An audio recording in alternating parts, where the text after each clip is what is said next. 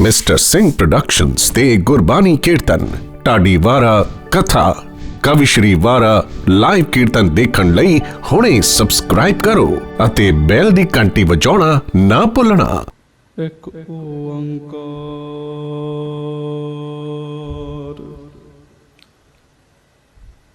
ਸਤਨਾਮ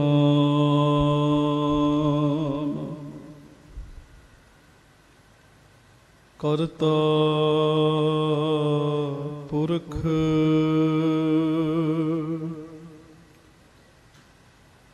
ਨਿਰਭਉ ਨਿਰਵੈਰ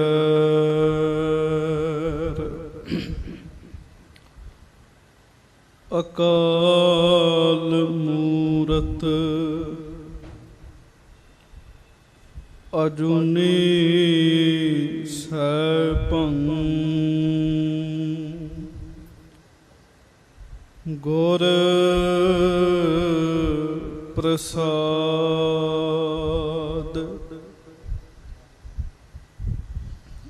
ਜਪ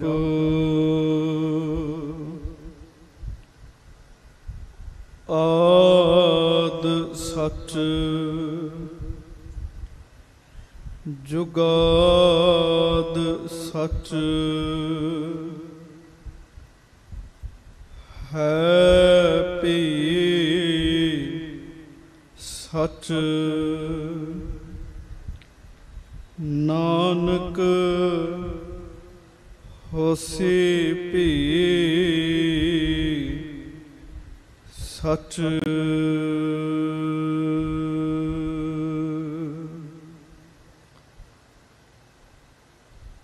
ਧਨ ਧਨ ਹਮਾਰੇ ਭਾਗ ਘਰ ਆਇਆ ਪਿਰ ਮੇਰਾ ਸੋਹੇ ਬੰਕ ਦਵਾਰ ਸਗਲਾ ਬਨ ਹਰਾ ਸੁਪਨ ਚਰਿਤਰ ਚਿਤਰ ਬਾਨਕ ਬਨੇ ਬਚਿਤਰ ਪਾਵਨ ਪਵਿੱਤਰ ਮਿੱਤਰ ਆਜ ਮੋਰੇ ਆਏ हैं परम दयाल लाल लोचन विशाल मुख बचन रसाल मद मधुर पियाए हैं सोबत से जसन बिलासन द अंक माल प्रेम रस बिस्म होवै सहज समाये हैं चातुर्क शब्द सुन अखियां उगर गईं भई जल मीन गत बिरहा जगाए हैं।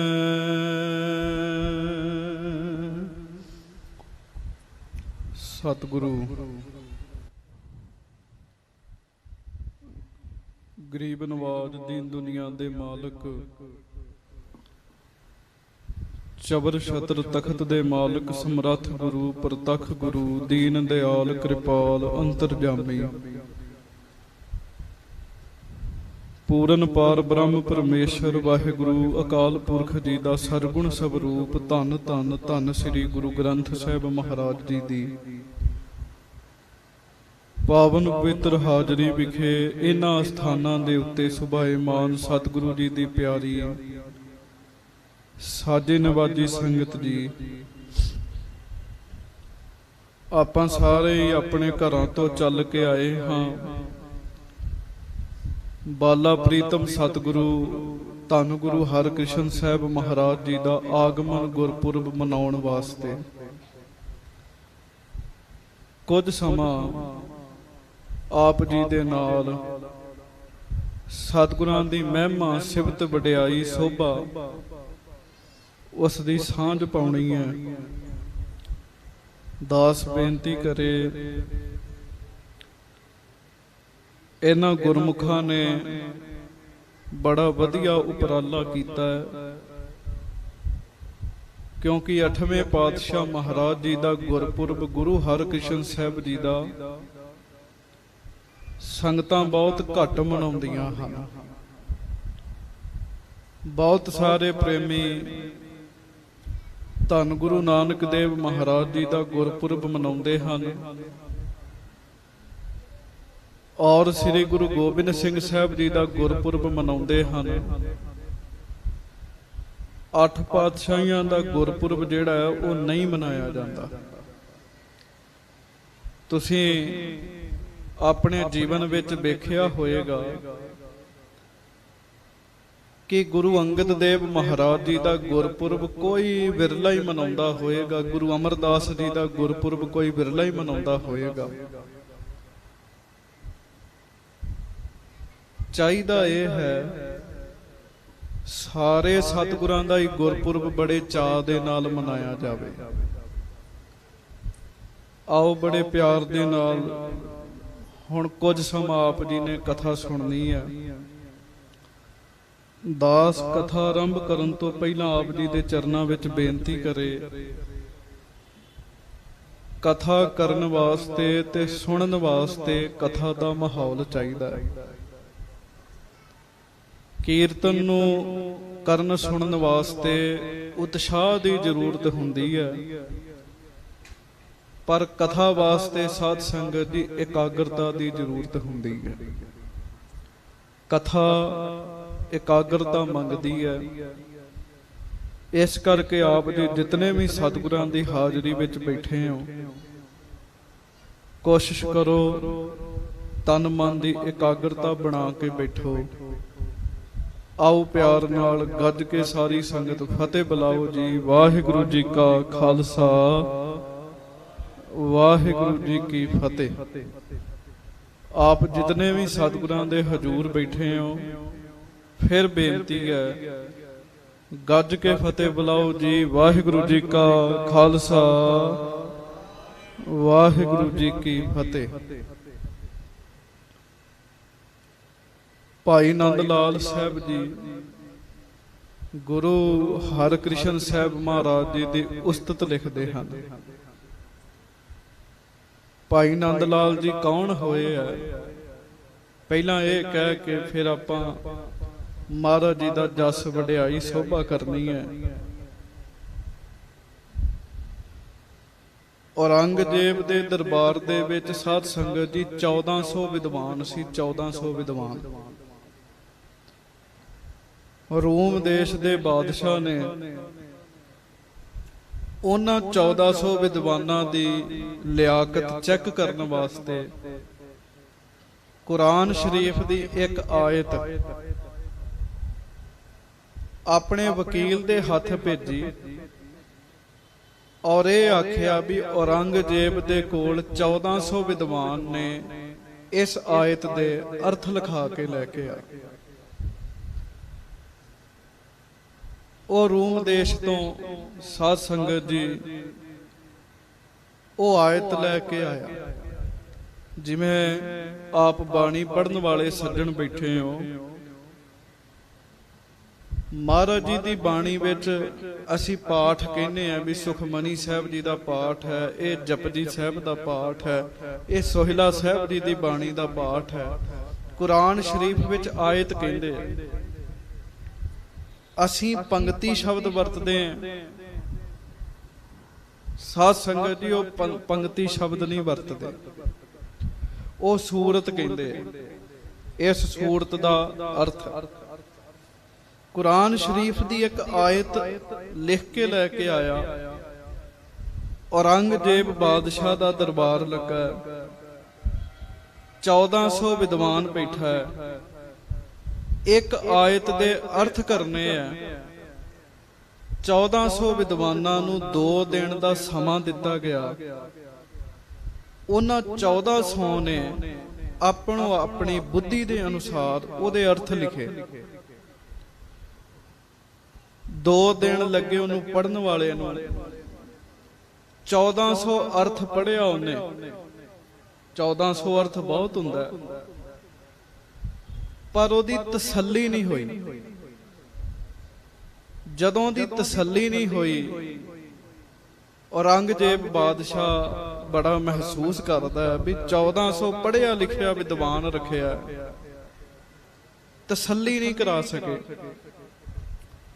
ਔਰੰਗਜ਼ੇਬ ਦਾ ਪੁੱਤਰ ਹੈ, ਉਹਦਾ ਨਾਮ ਹੈ ਸ਼ਹਿਜ਼ਾਦਾ ਮੁਅੱਜ਼ਬ, ਜਿਹੜਾ ਬਾਅਦ ਵਿੱਚ ਜਿਹਨੂੰ ਗੁਰੂ ਗੋਬਿੰਦ ਸਿੰਘ ਸਾਹਿਬ ਜੀ ਨੇ ਹਿੰਦੁਸਤਾਨ ਦਾ ਰਾਜ ਦਿੱਤਾ ਸੀਗਾ, ਬਹਾਦਰ ਸ਼ਾਹ ਬਾਅਦ ਵਿੱਚ ਜਿਹਦਾ ਨਾਮ ਪਿਆ।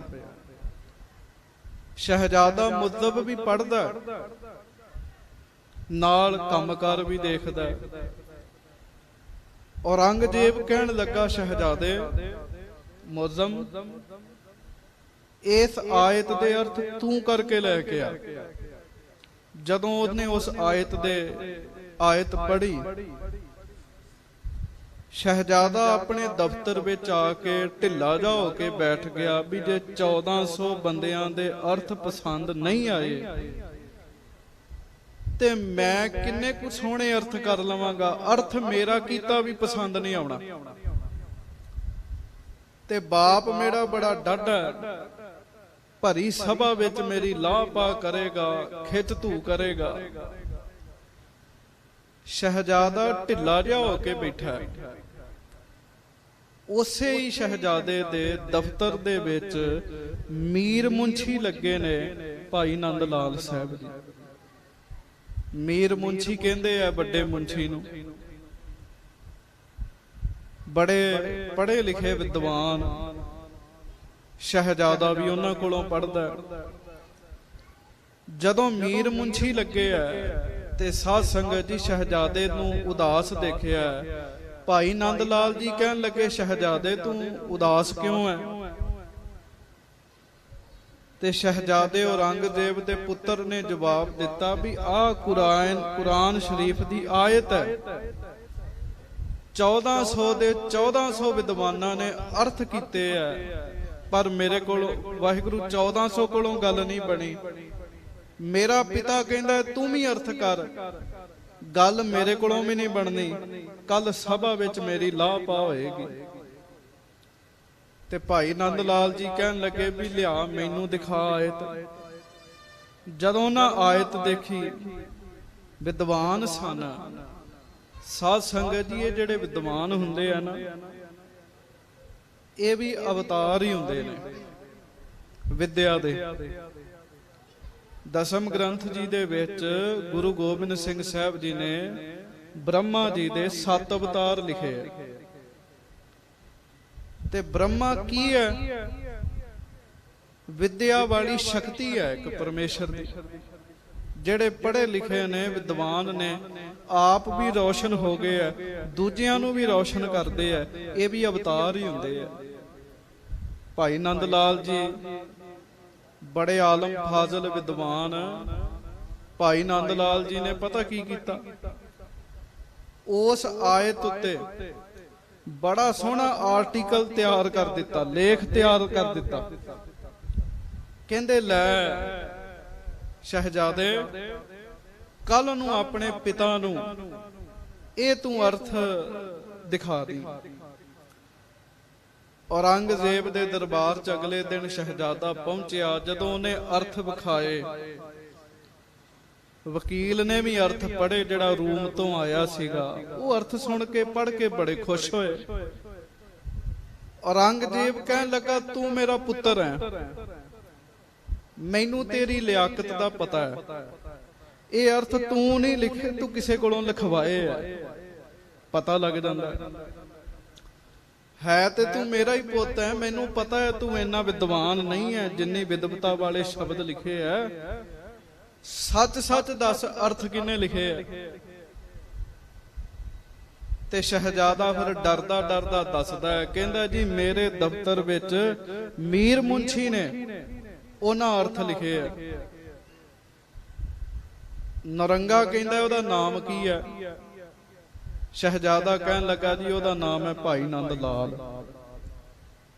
ਕਹਿੰਦਾ ਨੰਦ ਲਾਲ ਨਾਮ ਤਾਂ ਹਿੰਦੂਆਂ ਵਾਲਾ ਹੈ, ਇਹਦਾ ਮਤਲਬ ਉਹ ਹਿੰਦੂ ਹੈ? ਕਹਿਣ ਲੱਗੇ ਜੀ ਹਾਂ ਉਹ ਹਿੰਦੂ ਹੈ। ਔਰੰਗਜ਼ੇਬ ਕਹਿਣ ਲੱਗਾ ਏਡਾ ਵੱਡਾ ਵਿਦਵਾਨ ਹਿੰਦੂ ਧਰਮ ਚ ਹੈ, ਇਹਨੂੰ ਤੇ ਮੁਸਲਮਾਨ ਬਣਨਾ ਚਾਹੀਦਾ। ਸ਼ੁਰੂ ਤੋਂ ਲੈ ਕੇ ਸਾਧ ਸੰਗਤ ਜੀ, ਹਰ ਇੱਕ ਬੰਦੇ ਨੂੰ ਆਪੋ ਆਪਣੀ ਕੌਮ ਨਾਲ ਮੋਹ ਹੁੰਦਾ ਹੈ। ਸ਼ੁਰੂ ਤੋਂ ਹੀ ਸੰਸਾਰ ਜਦੋਂ ਤੋਂ ਚੱਲਦਾ ਆ ਰਿਹਾ, ਇਹ ਸੁਭਾਅ ਤੁਰਦਾ ਆ ਰਿਹਾ ਲੋਕਾਂ ਦਾ।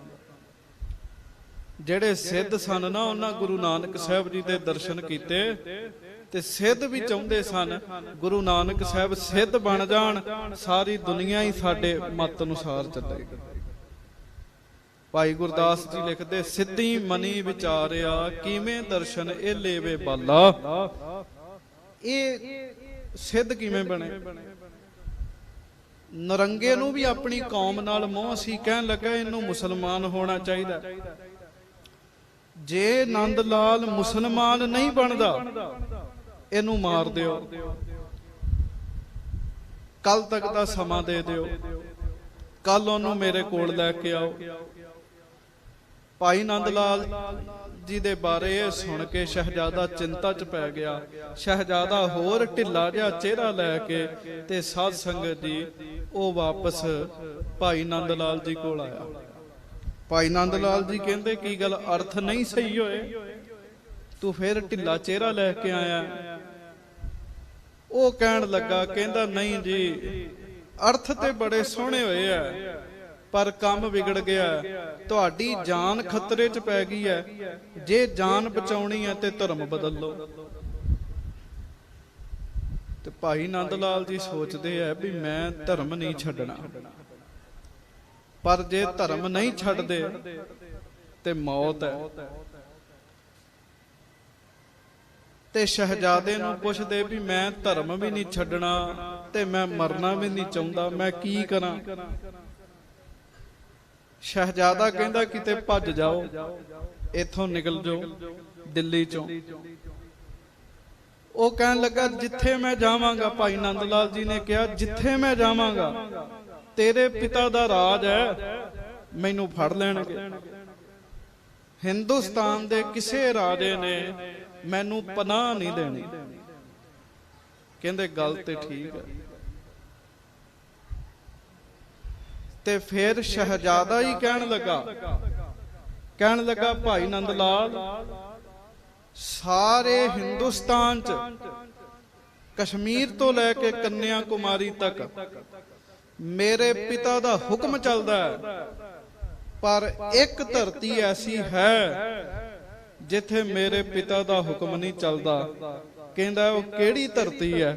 ਸ਼ਹਿਜ਼ਾਦਾ ਕਹਿਣ ਲੱਗਾ, ਉਹ ਸ੍ਰੀ ਅਨੰਦਪੁਰ ਸਾਹਿਬ ਹੈ, ਉੱਥੇ ਮੇਰੇ ਪਿਤਾ ਦਾ ਹੁਕਮ ਨਹੀਂ ਚੱਲਦਾ, ਉੱਥੇ ਚਲੇ ਜਾ। ਸਾਧ ਸੰਗਤ ਜੀ, ਰਾਤੋਂ ਰਾਤ ਹੀ ਦਿੱਲੀ ਛੱਡੀ ਭਾਈ ਨੰਦ ਲਾਲ ਜੀ ਨੇ। ਸਮਾਨ ਕਿੱਥੋਂ ਲੈਣਾ ਸੀਗਾ?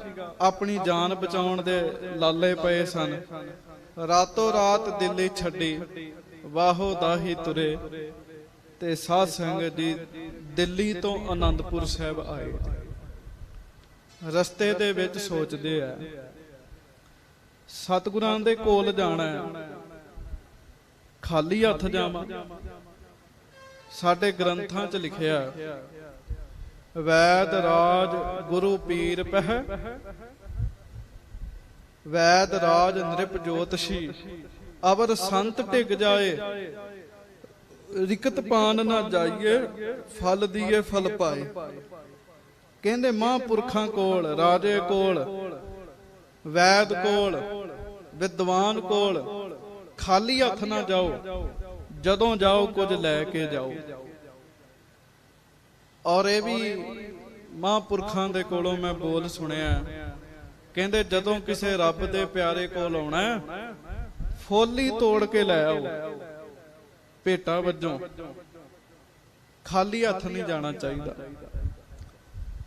ਨੰਦ ਲਾਲ ਜੀ ਕਹਿੰਦੇ, ਮੈਂ ਖਾਲੀ ਹੱਥ ਜਾਵਾਂਗਾ, ਬਾੜੀ ਗੱਲ ਹੈ। ਕਰ ਕਰਾ ਕੇ ਵਿਚਾਰ ਕੀਤੀ ਵੀ ਕੀ ਲੈ ਕੇ ਜਾਵਾਂ। ਪਤਾ ਲੱਗਾ ਗੁਰੂ ਗੋਬਿੰਦ ਸਿੰਘ ਜੀ ਕਵੀ ਨੇ ਤੇ ਸਤਿਗੁਰੂ ਕਵੀਆਂ ਦੇ ਕਦਰਦਾਨ ਨੇ। ਤੇ ਫਿਰ ਨੰਦ ਲਾਲ ਜੀ ਨੇ ਰਸਤੇ ਦੇ ਵਿੱਚ ਹੀ ਇੱਕ ਗ੍ਰੰਥ ਲਿਖਿਆ, ਪੋਥੀ ਲਿਖੀ। ਉਹ ਪੋਥੀ ਲੈ ਕੇ ਨੰਦ ਲਾਲ ਜੀ ਆਨੰਦਪੁਰ ਸਾਹਿਬ ਪਹੁੰਚੇ। ਕਈ ਦਿਨਾਂ ਬਾਅਦ ਮਹਾਰਾਜ ਬਾਜਾਂ ਵਾਲੇ ਸੱਚੇ ਪਾਤਸ਼ਾਹ ਜੀ ਦੇ ਕੋਲ ਜਾਣ ਦਾ ਮੌਕਾ ਮਿਲਿਆ। ਮਹਾਰਾਜ ਗਰੀਬ ਨਵਾਜ ਜੀ ਦੇ ਚਰਨਾਂ 'ਚ ਪੋਥੀ ਰੱਖਤੀ। ਸਤਿਗੁਰਾਂ ਨੇ ਉਹ ਪੋਥੀ ਦਾ ਪ੍ਰਕਾਸ਼ ਕੀਤਾ ਤੇ ਫਾਰਸੀ 'ਚ ਲਿਖਿਆ ਸੀ, ਪਰਸ਼ੀਅਨ 'ਚ ਲਿਖਿਆ ਸੀ। ਉਸ ਸਮੇਂ ਦੀ ਇੰਟਰਨੈਸ਼ਨਲ ਲੈਂਗੁਏਜ ਜਿਹੜੀ ਸੀਗੀ ਉਹ ਫਾਰਸੀ ਸੀਗੀ, ਜਿਵੇਂ ਅੱਜ ਅੰਗਰੇਜ਼ੀ ਹੈ, ਉਦੋਂ ਫਾਰਸੀ ਸੀ। ਫਾਰਸੀ 'ਚ ਉਹਨਾਂ ਨੇ ਗ੍ਰੰਥ ਲਿਖਿਆ। ਸਤਿਗੁਰਾਂ ਨੇ ਪੋਥੀ ਜਦੋਂ ਪ੍ਰਕਾਸ਼ ਕੀਤੀ ਨਾ, ਤੇ ਸਭ ਤੋਂ ਪਹਿਲਾ ਜਿਹੜਾ ਸ਼ੇਰ ਲਿਖਿਆ ਉਹ ਲਿਖਿਆ ਸੀ, ਹਵਾਏ ਬੰਦਗੀ ਆਵੁਰਦ ਦਰ ਵਜੂਦ ਮਰਾ, ਵਰਗ ਨਹ ਜੋ ਕੇ ਚੁਨੀ ਆਮਦਨ ਨਾਬੂਦ ਬਰਾ। ਇਹਦਾ ਭਾਵ ਇਹ ਹੈ, ਹੇ ਸੱਚੇ ਪਾਤਸ਼ਾਹ, ਇਹ ਜਿਹੜਾ ਮੇਰਾ ਸਰੀਰ ਹੈ ਨਾ, ਇਹ ਤੁਹਾਡੀ ਬੰਦਗੀ ਕਰਨ ਵਾਸਤੇ ਹੈ। ਮਹਾਰਾਜ ਇਹ ਸਰੀਰ ਆਪ ਜੀ ਦੀ ਬੰਦਗੀ ਕਰਨ ਲਈ ਮਿਲਿਆ। ਮੇਰੇ ਸਾਹ ਚੱਲ ਰਹੇ ਆ, ਤੁਹਾਡੀ ਬੰਦਗੀ ਕਰਨ ਵਾਸਤੇ ਚੱਲ ਰਹੇ ਆ। ਸਤਿਗੁਰਾਂ ਨੇ ਅਗਲਾ ਸ਼ੇਰ ਪੜਿਆ, ਪੰਨਾ ਪਰਤਿਆ। ਅਗਲਾ ਸ਼ੇਰ ਜਦੋਂ ਪੜਿਆ, ਉਹਦੇ ਵਿੱਚ ਕਲਗੀਆਂ ਵਾਲੇ ਸੱਚੇ ਪਾਤਸ਼ਾਹ ਜੀ ਦੀ ਸਿਫਤ ਲਿਖੀ ਸੀਗੀ। ਮਹਾਰਾਜ ਜੀ ਦੇ ਚਿਹਰਾ ਮੂਹਰਾ ਲਿਖਿਆ ਸੀ, ਦੇਨ ਦੁਨੀਆ ਦਰ ਕਮੰਦੇ ਆ ਪਰੀ ਰੁਖ ਸਾਰੇ ਮਾਂ, ਹਰ ਦੋ ਆਲਮ ਕੀਮਤੇ ਜਗ ਤਾਰ ਮੂਏ ਯਾਰ ਮਾਂ। ਇਹਦਾ ਭਾਵ, ਹੇ ਸੱਚੇ ਪਾਤਸ਼ਾਹ ਗੁਰੂ ਗੋਬਿੰਦ ਸਿੰਘ ਸਾਹਿਬ, ਆਪ ਜੀ ਦਾ ਜਿਹੜਾ ਚਿਹਰਾ ਹੈ ਨਾ ਮਹਾਰਾਜ, ਉਹ ਪਰੀਆਂ ਤੋਂ ਵੀ ਵੱਧ ਸੋਹਣਾ ਹੈ।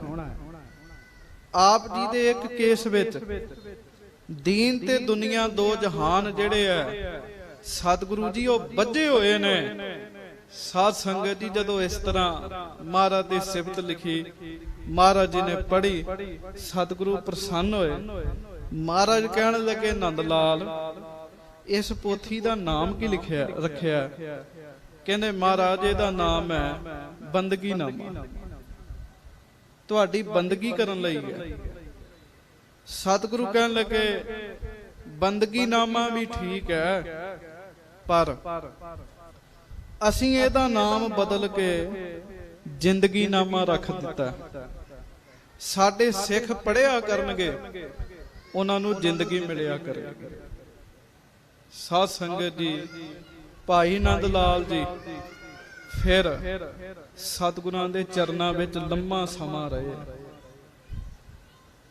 ਲੰਮਾ ਸਮਾਂ ਭਾਈ ਨੰਦ ਲਾਲ ਜੀ ਸਤਿਗੁਰੂ ਜੀ ਦੇ ਚਰਨਾਂ 'ਚ ਰਹੇ। ਜੋ ਜੋ ਗੁਰੂ ਘਰ ਦੇ ਵਿੱਚ ਉਹਨਾਂ ਨੇ ਦੇਖਿਆ, ਜੋ ਜੋ ਭਾਈ ਨੰਦ ਲਾਲ ਜੀ ਨੇ ਸੁਣਿਆ, ਭਾਈ ਨੰਦ ਲਾਲ ਜੀ ਨੇ ਉਹ ਆਪਣੇ ਗ੍ਰੰਥਾਂ ਦੇ ਵਿੱਚ ਲਿਖਿਆ ਹੈ, ਆਪਣੀ ਰਚਨਾ ਵਿੱਚ ਲਿਖਿਆ। ਤੇ ਗੁਰੂ ਹਰਿਕ੍ਰਿਸ਼ਨ ਸਾਹਿਬ ਜੀ ਦੀ ਸਿਫਤ ਲਿਖੀ ਹੈ। ਭਾਈ ਨੰਦ ਲਾਲ ਜੀ ਨੇ, ਸ਼੍ਰੀ ਹਰਿਕ੍ਰਿਸ਼ਨ ਆਸਰਾਂ ਪਾਪਜ਼ਾ ਜ਼ੀਨਤ ਅਰਾਏ ਮਹਿਫਿਲ ਜਾਹੋ ਜਲਾਲ। ਇਹਦਾ ਭਾਵ, ਹੇ ਗੁਰੂ ਹਰਿਕ੍ਰਿਸ਼ਨ ਸਾਹਿਬ ਸੱਚੇ ਪਾਤਸ਼ਾਹ, ਮਹਾਰਾਜ ਆਪ ਜੀ ਦਾ ਜਿਹੜਾ ਸਰੀਰ ਹੈ ਨਾ, ਜਾਹੋ ਜਲਾਲ ਨਾਲ ਭਰਿਆ ਹੋਇਆ ਹੈ। ਸੇਸ ਤੋਂ ਲੈ ਕੇ ਚਰਨਾਂ ਤੱਕ, ਚਰਨਾਂ ਤੋਂ ਲੈ ਕੇ ਸਿਰ ਦੀ ਚੋਟੀ ਤੱਕ, ਹੇ ਗੁਰੂ ਹਰਿਕ੍ਰਿਸ਼ਨ ਸਾਹਿਬ ਸਤਿਗੁਰੂ ਮਹਾਰਾਜ, ਤੁਹਾਡਾ ਸਰੀਰ ਬਰਕਤਾਂ ਦੇ ਨਾਲ ਭਰਿਆ। ਜ਼ੀਨਤ ਅਰਾਏ ਮਹਿਫਿਲ ਜਾਹੋ ਜਲਾਲ। ਸੱਚੇ ਪਾਤਸ਼ਾਹ, ਜਿਹੜੀ ਨੇਕ ਪੁਰਸ਼ਾਂ ਦੀ ਸਭਾ ਹੈ ਨਾ, ਸੱਚੇ ਪਾਤਸ਼ਾਹ ਉਹਦੇ ਤੁਸੀਂ ਸ਼ਿੰਗਾਰ ਹੋ। ਚੰਗੀ ਸਭਾ ਦੇ ਤੁਸੀਂ ਸ਼ਿੰਗਾਰ ਹੋ। ਚੰਗੀ ਬੈਸਕ ਦੇ, ਚੰਗੀ ਮਹਿਫਿਲ ਦੇ ਤੁਸੀਂ ਸ਼ਿੰਗਾਰ ਹੋ। ਮਹਿਫਿਲ ਮਾੜੇ ਲੋਕਾਂ ਦੀ ਵੀ ਹੁੰਦੀ ਹੈ, ਜਿੱਥੇ ਸ਼ਰਾਬਾਂ ਚੱਲਦੀਆਂ, ਜੂਏ ਚੱਲਦੇ ਆ, ਮਹਿਫਿਲ ਉਹ ਵੀ ਹੁੰਦੀ ਹੈ। ਪਰ ਇੱਕ ਮਹਿਫਿਲ ਤੁਹਾਡੀ ਵੀ ਹੈ।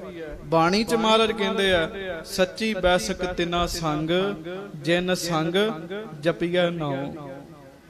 ਜਿਹੜੀ ਨੇਕ ਪੁਰਸ਼ਾਂ ਦੀ ਮਹਿਫਿਲ ਹੈ ਨਾ, ਗੁਰੂ ਹਰਿਕ੍ਰਿਸ਼ਨ ਸਾਹਿਬ ਤੁਸੀਂ ਉਹਦੇ ਸ਼ਿੰਗਾਰ ਹੋ। ਭਾਈ ਨੰਦ ਲਾਲ ਜੀ ਲਿਖਦੇ ਆ, ਹੇ ਗੁਰੂ ਹਰਕ੍ਰਿਸ਼ਨ ਸਾਹਿਬ, ਤੁਸੀਂ ਬਰਕਤਾਂ ਨਾਲ ਭਰੇ ਪਏ ਚ। ਗੁਰੂ ਹਰਗੋਬਿੰਦ ਸਾਹਿਬ, ਵਾਹਿਗੁਰੂ ਗੁਰੂ ਹਰਕ੍ਰਿਸ਼ਨ ਸਾਹਿਬ, ਤੁਹਾਡਾ ਇੱਕ ਇੱਕ ਫੁਰਨਾ ਸਿੱਖਾਂ ਦਾ ਭਲਾ ਕਰਦਾ ਹੈ। ਗੁਰੂ ਹਰਕ੍ਰਿਸ਼ਨ ਸਾਹਿਬ ਸੱਚੇ ਪਾਤਸ਼ਾਹ ਮਹਾਰਾਜ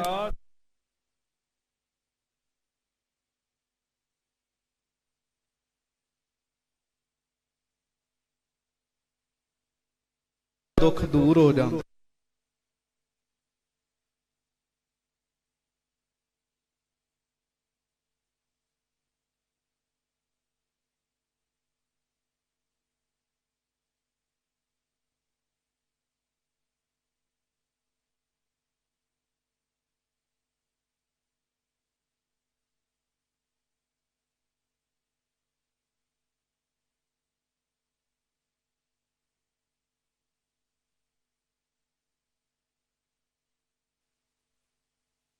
ਪਾਤਸ਼ਾਹ ਗਰੀਬ ਨਵਾਜ਼ ਜੀ ਨੇ ਪੂਰੀ ਇੱਕ ਪੰਕਤੀ ਗੁਰੂ ਹਰਕ੍ਰਿਸ਼ਨ ਸਾਹਿਬ ਜੀ ਦੀ ਸਿਫਤ ਉਚਾਰੀ ਹੈ ਜੀ।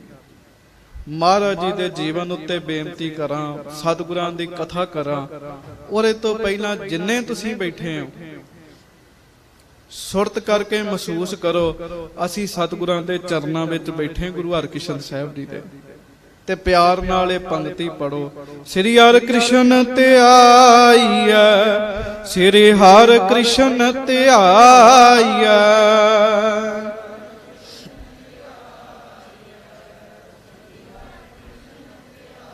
ਸ੍ਰੀ ਹਰਿ ਕ੍ਰਿਸ਼ਨ ਧਿਆਈਐ, ਸ੍ਰੀ ਹਰਿ ਕ੍ਰਿਸ਼ਨ ਧਿਆਈਐ।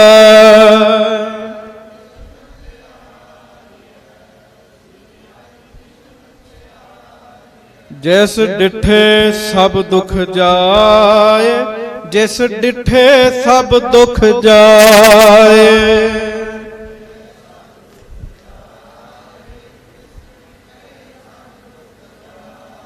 ਜਿਹੜਾ ਕਹੇਗਾ ਉਹਦੇ ਦੁੱਖ ਦੂਰ ਹੋਣਗੇ।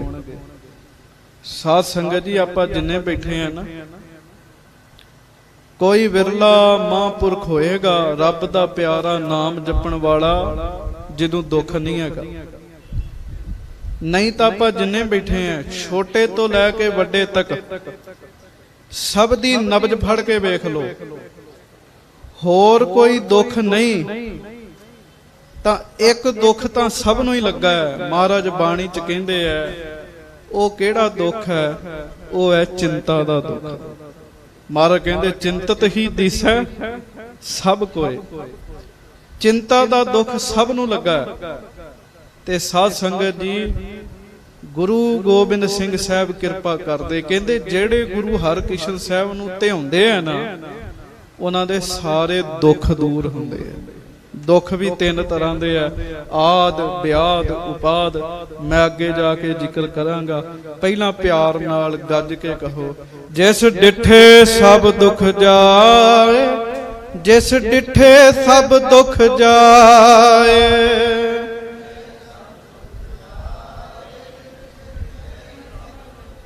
ਸ੍ਰੀ ਹਰਿ ਕ੍ਰਿਸ਼ਨ ਧਿਆਈਐ, ਸ੍ਰੀ ਹਰਿ ਕ੍ਰਿਸ਼ਨ ਧਿਆਈਐ।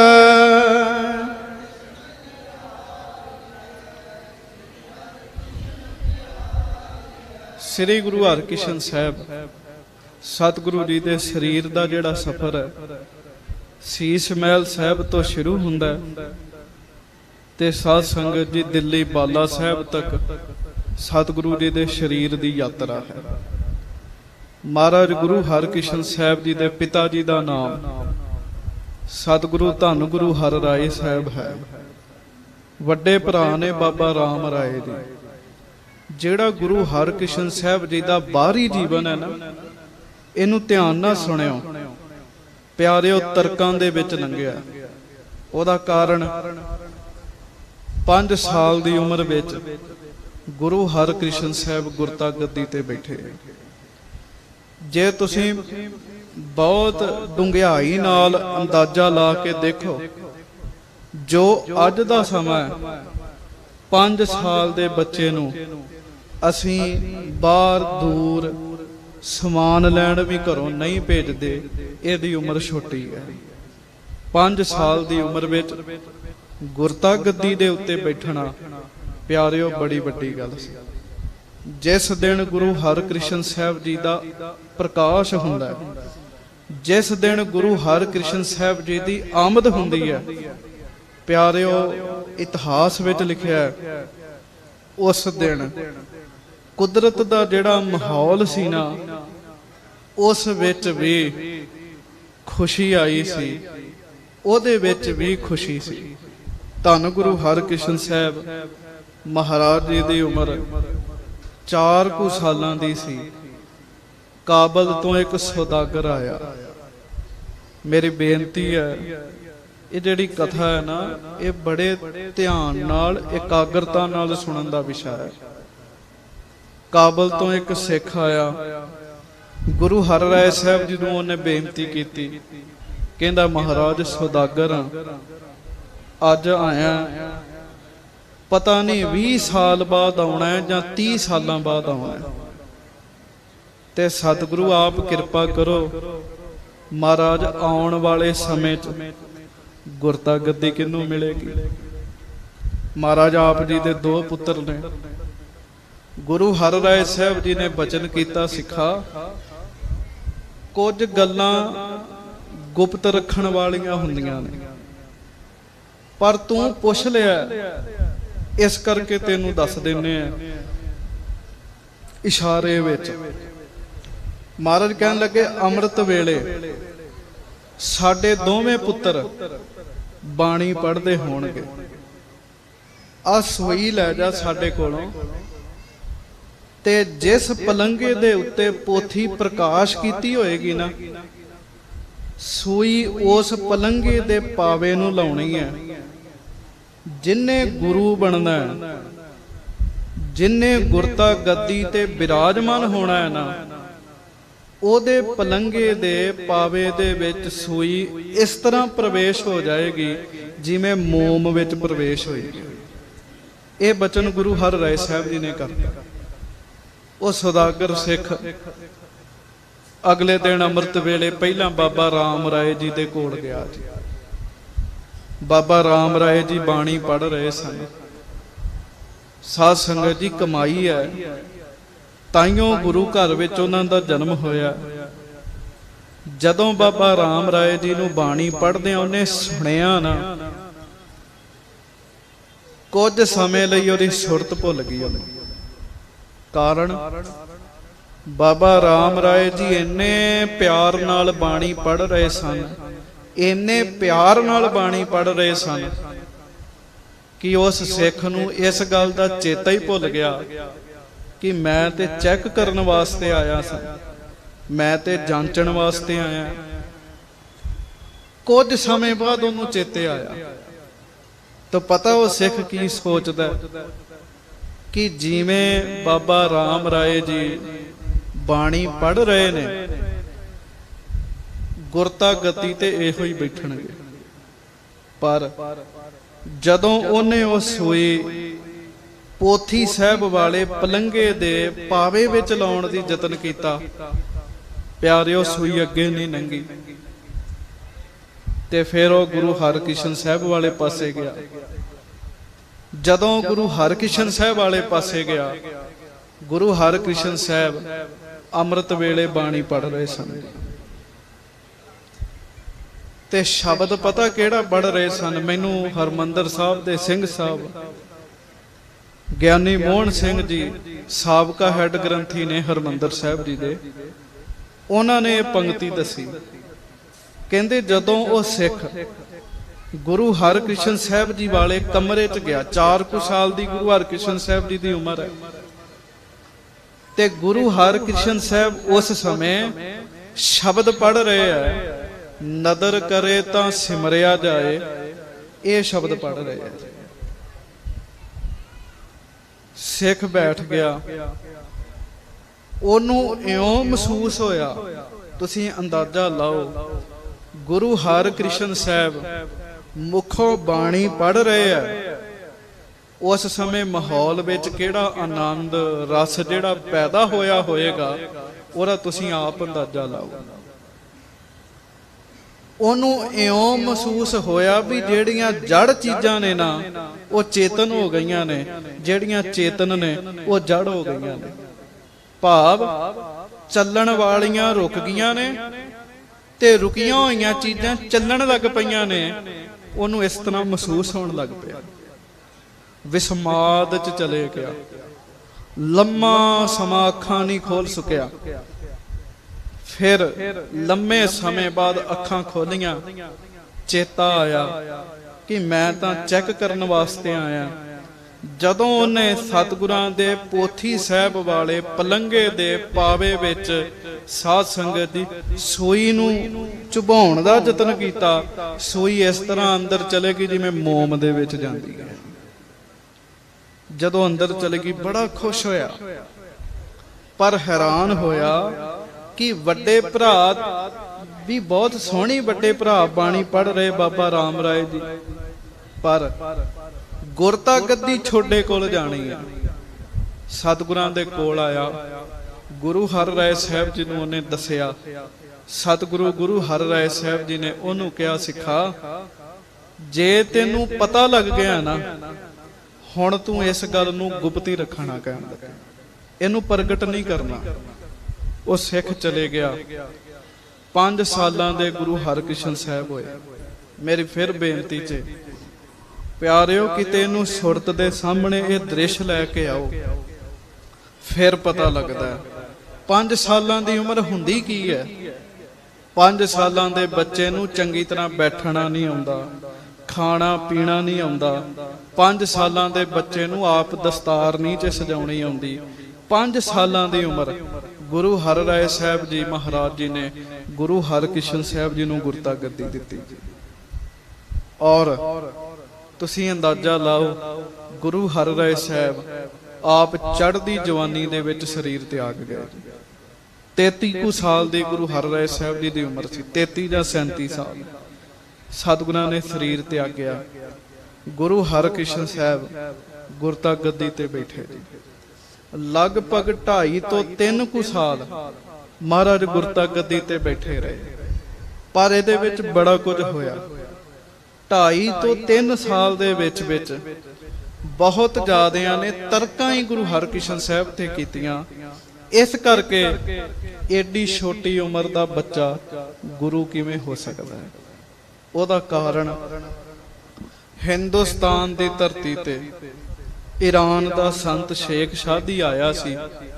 ਉਹਨੇ ਇੱਕ ਗੱਲ ਕਹੀ ਸੀ ਕਿ ਧਾਰਮਿਕ ਰਹਿਬਰ ਜਿੰਨੇ ਬਣਨਾ ਹੈ ਨਾ, ਘੱਟੋ ਘੱਟ ਨਹੀਂ ਉਹਦੀ 30 ਸਾਲਾਂ ਦੀ ਉਮਰ ਹੋਣੀ ਚਾਹੀਦੀ ਹੈ। ਕਿਉਂ 30 ਸਾਲਾਂ ਦੀ ਹੋਣੀ ਚਾਹੀਦੀ ਹੈ? ਕਹਿੰਦਾ ਹੈ 30 ਸਾਲ ਤੋਂ ਪਹਿਲਾਂ ਉਹਦੇ ਬੋਲਾਂ ਵਿੱਚ ਕੱਚਾਪਨ ਹੋਏਗਾ, ਉਹਦੇ ਫੈਸਲੇ 'ਚ ਕੱਚਾਪਨ ਹੋਏਗਾ। ਪਰ ਇੱਥੇ ਚੇਤਾ ਰੱਖਿਓ, ਉਹਦੀ ਇਹ ਜਿਹੜੀ ਗੱਲ ਹੈ ਗੁਰੂ ਹਰਕ੍ਰਿਸ਼ਨ ਸਾਹਿਬ ਤੇ ਨਹੀਂ ਟੁੱਕਦੀ। ਕਾਰਨ ਭਾਈ ਗੁਰਦਾਸ ਜੀ ਦੀ ਪੰਕਤੀ ਹੈ ਇੱਕ, ਸਤਨਾਮ ਕਰਤਾ ਪੁਰਖ ਸਤ ਸਰੂਪ ਨਾ ਕਦਹੀ ਊਰਾ। ਕਹਿੰਦੇ ਸਤਨਾਮ ਕਰਤਾ ਪੁਰਖ ਜੋ ਪਰਮੇਸ਼ਰ ਹੈ ਨਾ, ਉਹਦੀ ਜਿਹੜੀ ਜੋਤ ਹੈ ਉਹ ਛੋਟੀ ਵੱਡੀ ਨਹੀਂ ਹੁੰਦੀ, ਉਹ ਇੱਕ ਰਸ ਹੁੰਦੀ ਹੈ। ਤੁਸੀਂ ਭਾਵਨਾ ਵਾਲੇ ਸਿੱਖ ਬੈਠੇ ਹੋ, ਮੈਂ ਬੇਨਤੀ ਕਰਾਂ, ਗੁਰੂ ਸਾਹਿਬ ਵਾਸਤੇ 5 ਸਾਲ ਦੀ ਉਮਰ ਵੀ ਬਹੁਤ ਵੱਡੀ ਹੈ। ਗੁਰੂ ਹੋਵੇ ਸਹੀ, ਗੁਰੂ ਨਾਨਕ ਦੀ ਜੋਤ ਅੰਦਰ ਹੋਵੇ, ਮੈਂ ਕਹਿੰਦਾ ਇੱਕ ਦਿਨ ਦਾ ਹੀ ਉਮਰ ਬਹੁਤ ਜ਼ਿਆਦਾ ਹੈ। ਇੱਕ ਦਿਨ ਦੀ ਜਿਹੜੀ ਉਮਰ ਹੈ ਨਾ ਉਹ ਵੀ ਬੜੀ ਹੈ, 5 ਸਾਲ ਤੇ ਫਿਰ ਬਹੁਤ ਵੱਡੀ ਹੈ।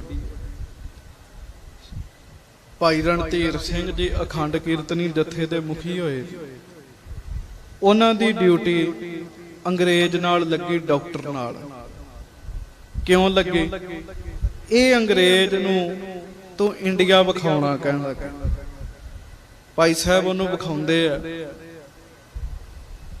ਪੰਜਾਬੀ ਨੂੰ ਅੰਗਰੇਜ਼ੀ ਵਿੱਚ ਬਦਲ ਕੇ ਦੱਸਦੇ ਆ, ਅੰਗਰੇਜ਼ੀ ਨੂੰ ਪੰਜਾਬੀ 'ਚ ਬਦਲ ਕੇ ਲੋਕਾਂ ਨੂੰ ਦੱਸਦੇ ਆ। ਟਾਂਗੇ ਦੇ ਉੱਤੇ ਬੈਠੇ ਆ, ਅੰਗਰੇਜ਼ ਅਫਸਰ ਵੀ ਆ। ਨਾਲ ਭਾਈ ਸਾਹਿਬ ਹੈ।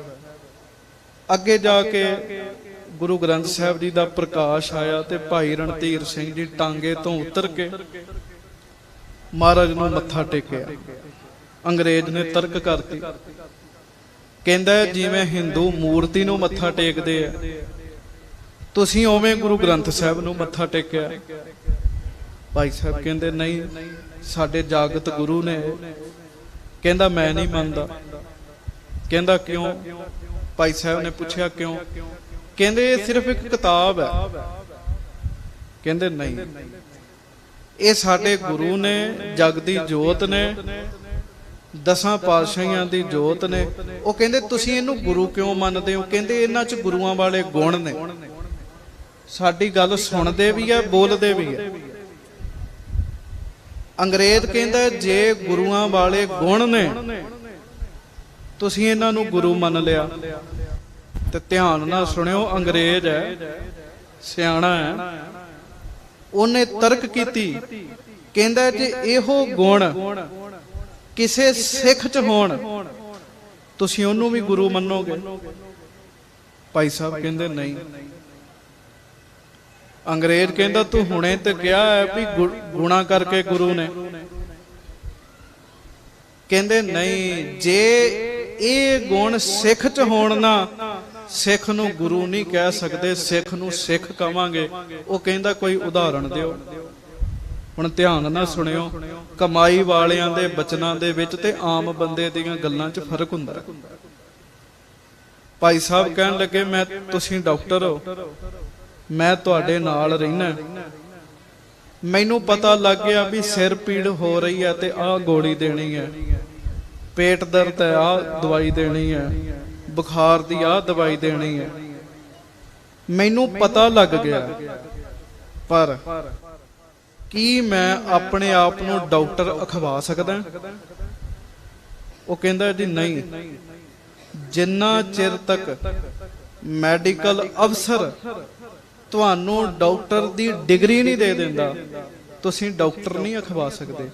ਕਹਿੰਦੇ ਬਸ ਇਹੋ ਹੀ ਗੱਲ ਹੈ, ਸਿੱਖ ਵਿੱਚ ਗੁਰੂਆਂ ਵਾਲੇ ਗੁਣ ਆ ਸਕਦੇ ਆ, ਪਰ ਸਿੱਖ ਸਿੱਖ ਹੀ ਰਹਿੰਦਾ ਹੈ।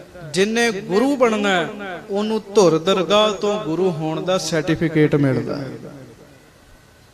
ਹੁਣ ਇਹਨੂੰ ਥੋੜਾ ਜਿਹਾ ਹੋਰ ਧਿਆਨ ਨਾਲ ਸੁਣਿਓ। 10ਵੇਂ ਪਾਤਸ਼ਾਹ ਨੂੰ ਗੁਰਤਾ ਗੱਦੀ 9 ਸਾਲ ਦੀ ਉਮਰ 'ਚ ਮਿਲੀ, ਪਰ 9 ਸਾਲ ਦੀ ਉਮਰ 'ਚ ਗੁਰਤਾ ਗੱਦੀ ਮਿਲਦੀ ਹੈ। ਜਿਸ ਦਿਨ ਆਗਮਨ ਹੋਇਆ, ਪਟਿਆਲੇ ਕੁੜਾਮ ਦੇ ਵਿੱਚ ਬੈਠਾ ਪੀਰ ਭੀਖਣ ਸ਼ਾਹ ਉਦਣ ਹੀ ਮੱਥਾ ਟੇਕਣ ਲੱਗ ਪਿਆ। ਕਿਉਂ? ਉਹ ਤੇ ਅਜੇ ਗੁਰੂ ਨਹੀਂ ਸੀ ਬਣੇ। ਉਹਨਾਂ ਦਾ ਤਾਂ ਜੇ ਆਗਮਨ ਹੋਇਆ ਗੁਰਤਾ ਗੱਦੀ ਤੇ 9 ਸਾਲ ਦੀ ਉਮਰ 'ਚ ਬੈਠੇ। ਉਹਦਾ ਕਾਰਨ ਇਹ ਹੈ, ਕਲਗੀਧਰ ਮਹਾਰਾਜ ਧੁਰੋਂ ਦਰਗਾਹ ਦੇ ਵਿੱਚੋਂ ਗੁਰੂ ਹੋਣ ਦਾ ਸਰਟੀਫਿਕੇਟ ਲੈ ਕੇ ਆਏ। ਇਹ ਗੁਰੂ ਹੋਣ ਦਾ ਸਰਟੀਫਿਕੇਟ ਜਿਹੜਾ ਇਸ ਸਮੇਂ ਸ੍ਰੀ ਗੁਰੂ ਗ੍ਰੰਥ ਸਾਹਿਬ ਜੀ ਦੇ ਕੋਲ ਹੈ। ਗੁਰੂ ਗ੍ਰੰਥ ਸਾਹਿਬ ਨੇ ਅੱਗੇ ਕਿਸੇ ਨੂੰ ਇਹ ਸਰਟੀਫਿਕੇਟ ਨਹੀਂ ਦਿੱਤਾ ਵੀ ਗੁਰੂ ਗ੍ਰੰਥ ਸਾਹਿਬ ਨੇ ਸਰਟੀਫਿਕੇਟ ਦੇ ਦਿੱਤਾ ਹੋਵੇ ਵੀ ਹੁਣ ਤੂੰ ਗੁਰੂ ਹੈ। ਨਹੀਂ, ਇਹ ਸਰਟੀਫਿਕੇਟ ਸ੍ਰੀ ਗੁਰੂ ਗ੍ਰੰਥ ਸਾਹਿਬ ਜੀ ਦੇ ਕੋਲ ਹੀ ਹੈ। ਗੁਰੂ ਹਰਕ੍ਰਿਸ਼ਨ ਸਾਹਿਬ ਧੁਰ ਦਰਗਾਹ ਤੋਂ ਗੁਰੂ ਹੋਣ ਦਾ ਸਰਟੀਫਿਕੇਟ ਲੈ ਕੇ ਆਏ ਆ। ਸੱਚੇ ਪਾਤਸ਼ਾਹ ਮਹਾਰਾਜ ਗੁਰਤਾ ਗੱਦੀ ਤੇ ਸੱਜੇ। ਜਿਸ ਦਿਨ ਪਹਿਲੇ ਦਿਨ ਮਹਾਰਾਜ ਨੇ ਤਖਤ ਤੇ ਬਹਿਣਾ ਸੀ ਨਾ, ਗੁਰੂ ਹਰਿਰਾਏ ਸਾਹਿਬ ਮਹਾਰਾਜ ਜੀ ਦੇ ਸਰੀਰ ਤਿਆਗਣ ਤੋਂ ਬਾਅਦ ਪਹਿਲੇ ਦਿਨ ਗੁਰਤਾ ਗੱਦੀ ਤੇ ਬੈਠਣਾ, ਬੜੀਆਂ ਸੰਗਤਾਂ ਕੀਰਤਪੁਰ ਸਾਹਿਬ ਇਕੱਠੀਆਂ ਹੋਈਆਂ। ਕੁਝ ਲੋਕ ਮਖੌਲ ਕਰਨ ਵਾਸਤੇ ਵੀ ਇਕੱਠੇ ਹੋਏ ਵੀ ਬੱਚਾ ਹੈ, ਛੋਟੀ ਉਮਰ ਦਾ, ਵੇਖਦੇ ਆ ਭਲਾ ਸਾਡੇ ਮਨ ਦੀ ਗੱਲ ਜਾਣ ਲੈਂਦਾ। ਜਿਸ ਦਿਨ ਮਹਾਰਾਜ ਪਹਿਲੇ ਦਿਨ ਬੈਠੇ, ਬੜਾ ਵੱਡਾ ਇਕੱਠ ਹੋਇਆ ਸੀ। ਪਿਆਰਿਓ, ਭਾਈ ਸੰਤੋਖ ਸਿੰਘ ਲਿਖਦੇ, ਕਹਿੰਦੇ ਸਤਿਗੁਰੂ ਦੀ ਕਿਰਪਾ ਵਰਤੀ ਮਹਾਰਾਜ ਗੁਰੂ ਹਰਕ੍ਰਿਸ਼ਨ ਸਾਹਿਬ ਪਹਿਲੇ ਦਿਨ ਗੁਰਤਾ ਗੱਦੀ ਤੇ ਬੈਠੇ, ਲੋਕ ਅੱਡੀਆਂ ਚੁੱਕ ਚੁੱਕ ਵੇਖਦੇ ਸਨ। 5 ਸਾਲ ਦਾ ਬੱਚਾ ਹੈ, ਵੇਖਾਂਗੇ ਏਡਾ ਵੱਡਾ ਭਾਰ ਕਿਵੇਂ ਸਾਂਭਦਾ। ਜਿੰਨੇ ਲੋਕ ਆਏ ਸਨ, ਜੋ ਉਹਨਾਂ ਦੀ ਮਨ ਦੀ ਮੁਰਾਦ ਸੀ, ਗੁਰੂ ਹਰਕ੍ਰਿਸ਼ਨ ਸਾਹਿਬ ਨੇ ਸਾਰਿਆਂ ਦੀ ਪੂਰੀ ਕਰ ਦਿੱਤੀ ਸੀ। ਸਾਰੇ ਝੁਕ ਗਏ ਸਨ, ਮੰਨ ਗਏ ਸਨ, ਹਾਂ ਸਰੀਰ ਬੱਚਿਆਂ ਵਾਲਾ ਹੈ, ਜੋਤ ਅੰਦਰ ਉਹ ਹੀ ਹੈ ਜੀ। ਕੁਝ ਈਰਖਾਲੂ ਬ੍ਰਾਹਮਣ ਫਿਰ ਵੀ ਨਹੀਂ ਸੀ ਮੰਨੇ। ਮਹਾਰਾਜ ਗੁਰੂ ਹਰਕ੍ਰਿਸ਼ਨ ਸਾਹਿਬ ਪਾਲਕੀ ਸਾਹਿਬ 'ਚ ਬਹਿ ਕੇ ਜਾਂਦੇ ਹੁੰਦੇ ਸਨ। ਕਾਰਨ ਘੋੜ ਸਵਾਰੀ ਕਰਨ ਵਾਲੀ ਅਜੇ ਉਮਰ ਨਹੀਂ ਸੀ ਹੈਗੀ। ਮਹਾਰਾਜ ਨੇ ਜਿੱਥੇ ਜਾਣਾ, ਪਾਲਕੀ ਸਾਹਿਬ 'ਚ ਜਾਣਾ, ਇੱਕ ਕੋੜੀ ਰਸਤੇ ਵਿੱਚ ਖਿਲਾਰਿਆ ਜੀ। ਕਿਉਂ ਖਿਲਾਰਿਆ? ਕਹਿੰਦੇ ਮਹਾਰਾਜ ਨੂੰ ਬ੍ਰਾਹਮਣ ਇੱਕ ਕਹਿਣ ਲੱਗਾ ਜੀ ਇਹ ਕੋੜੀ ਹੈ। ਗੁਰੂ ਨਾਨਕ ਸਾਹਿਬ ਨੇ ਵੀ ਕੋੜੀ ਦਾ ਕੋੜ ਠੀਕ ਕੀਤਾ ਸੀ। ਸੁਣਿਆ ਤੁਸੀਂ ਵੀ ਉਹਨਾਂ ਦਾ ਰੂਪ ਹੋ, ਜੇ ਤੁਹਾਡੇ ਵਿੱਚ ਤਾਕਤ ਹੈ ਇਹਦਾ ਕੋੜ ਠੀਕ ਕਰੋ। ਗੁਰੂ ਹਰਕ੍ਰਿਸ਼ਨ ਸਾਹਿਬ ਮਹਾਰਾਜ ਮਾਤਾ ਕ੍ਰਿਸ਼ਨ ਕੌਰ ਦੀ ਰੁਮਾਲ ਫੜਾਉਂਦੇ ਸਨ ਸਤਿਗੁਰਾਂ ਨੂੰ। ਮਹਾਰਾਜ ਦੇ ਕੋਲੋਂ ਰੁਮਾਲ, ਮਹਾਰਾਜ ਨੇ ਦ੍ਰਿਸ਼ਟੀ ਪਾਈ, ਅੰਮ੍ਰਿਤ ਦ੍ਰਿਸ਼ਟੀ ਪਾਈ। ਦ੍ਰਿਸ਼ਟੀ ਪਾ ਕੇ ਕਹਿਣ ਲੱਗੇ ਬ੍ਰਾਹਮਣ ਨੂੰ, ਜਾ ਉਸ ਕੋੜੀ ਦੇ ਸਰੀਰ ਤੇ ਰੁਮਾਲ ਫੇਰ ਦੇ।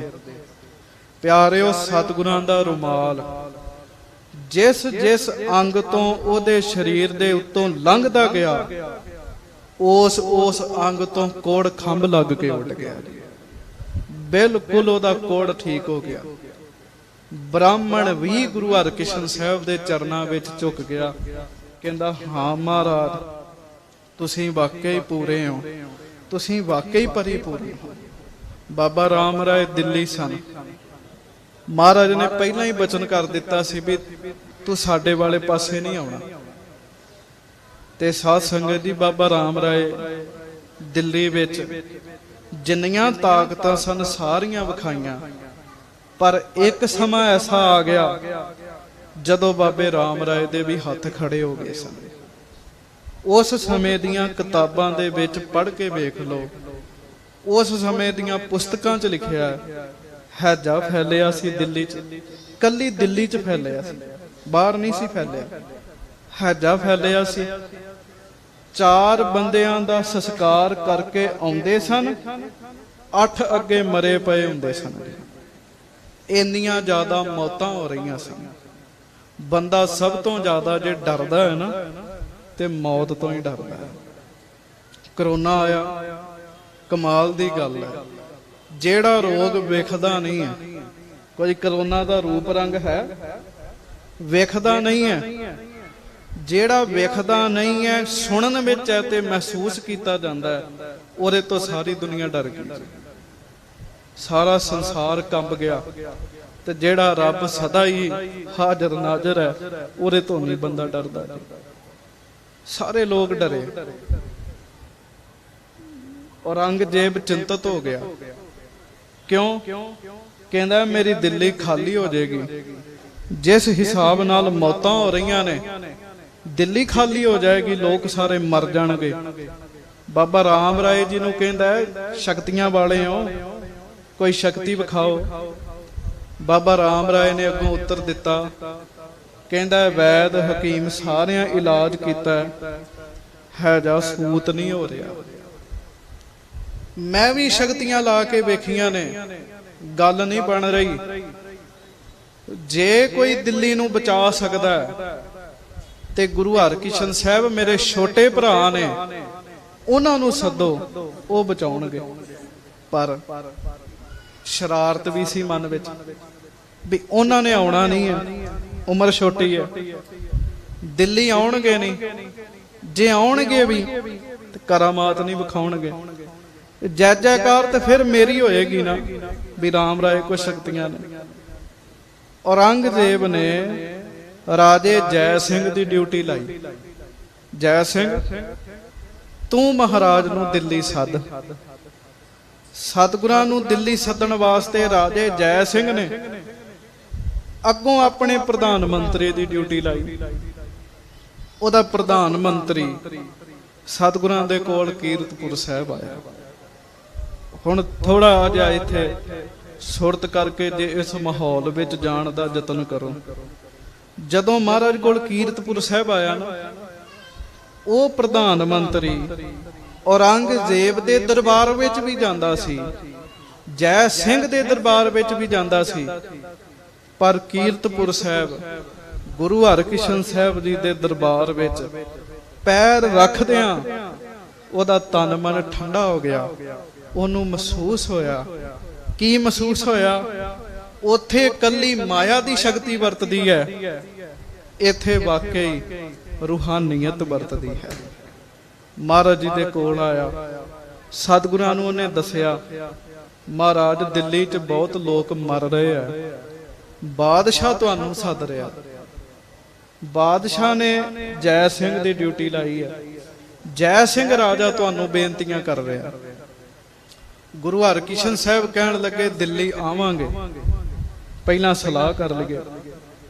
ਸਿੱਖਾਂ ਦੇ ਨਾਲ ਸਲਾਹ ਕੀਤੀ। ਕਿਸੇ ਨੇ ਕਿਹਾ ਮਹਾਰਾਜ ਰਹਿਣ ਦੀਏ, ਕੋਈ ਕਹਿੰਦਾ ਮਹਾਰਾਜ ਤੁਸੀਂ ਆਪ ਮਾਲਕ ਹੋ। ਖੈਰ ਜਾਣ ਦਾ ਫੁਰਨਾ ਬਣ ਗਿਆ।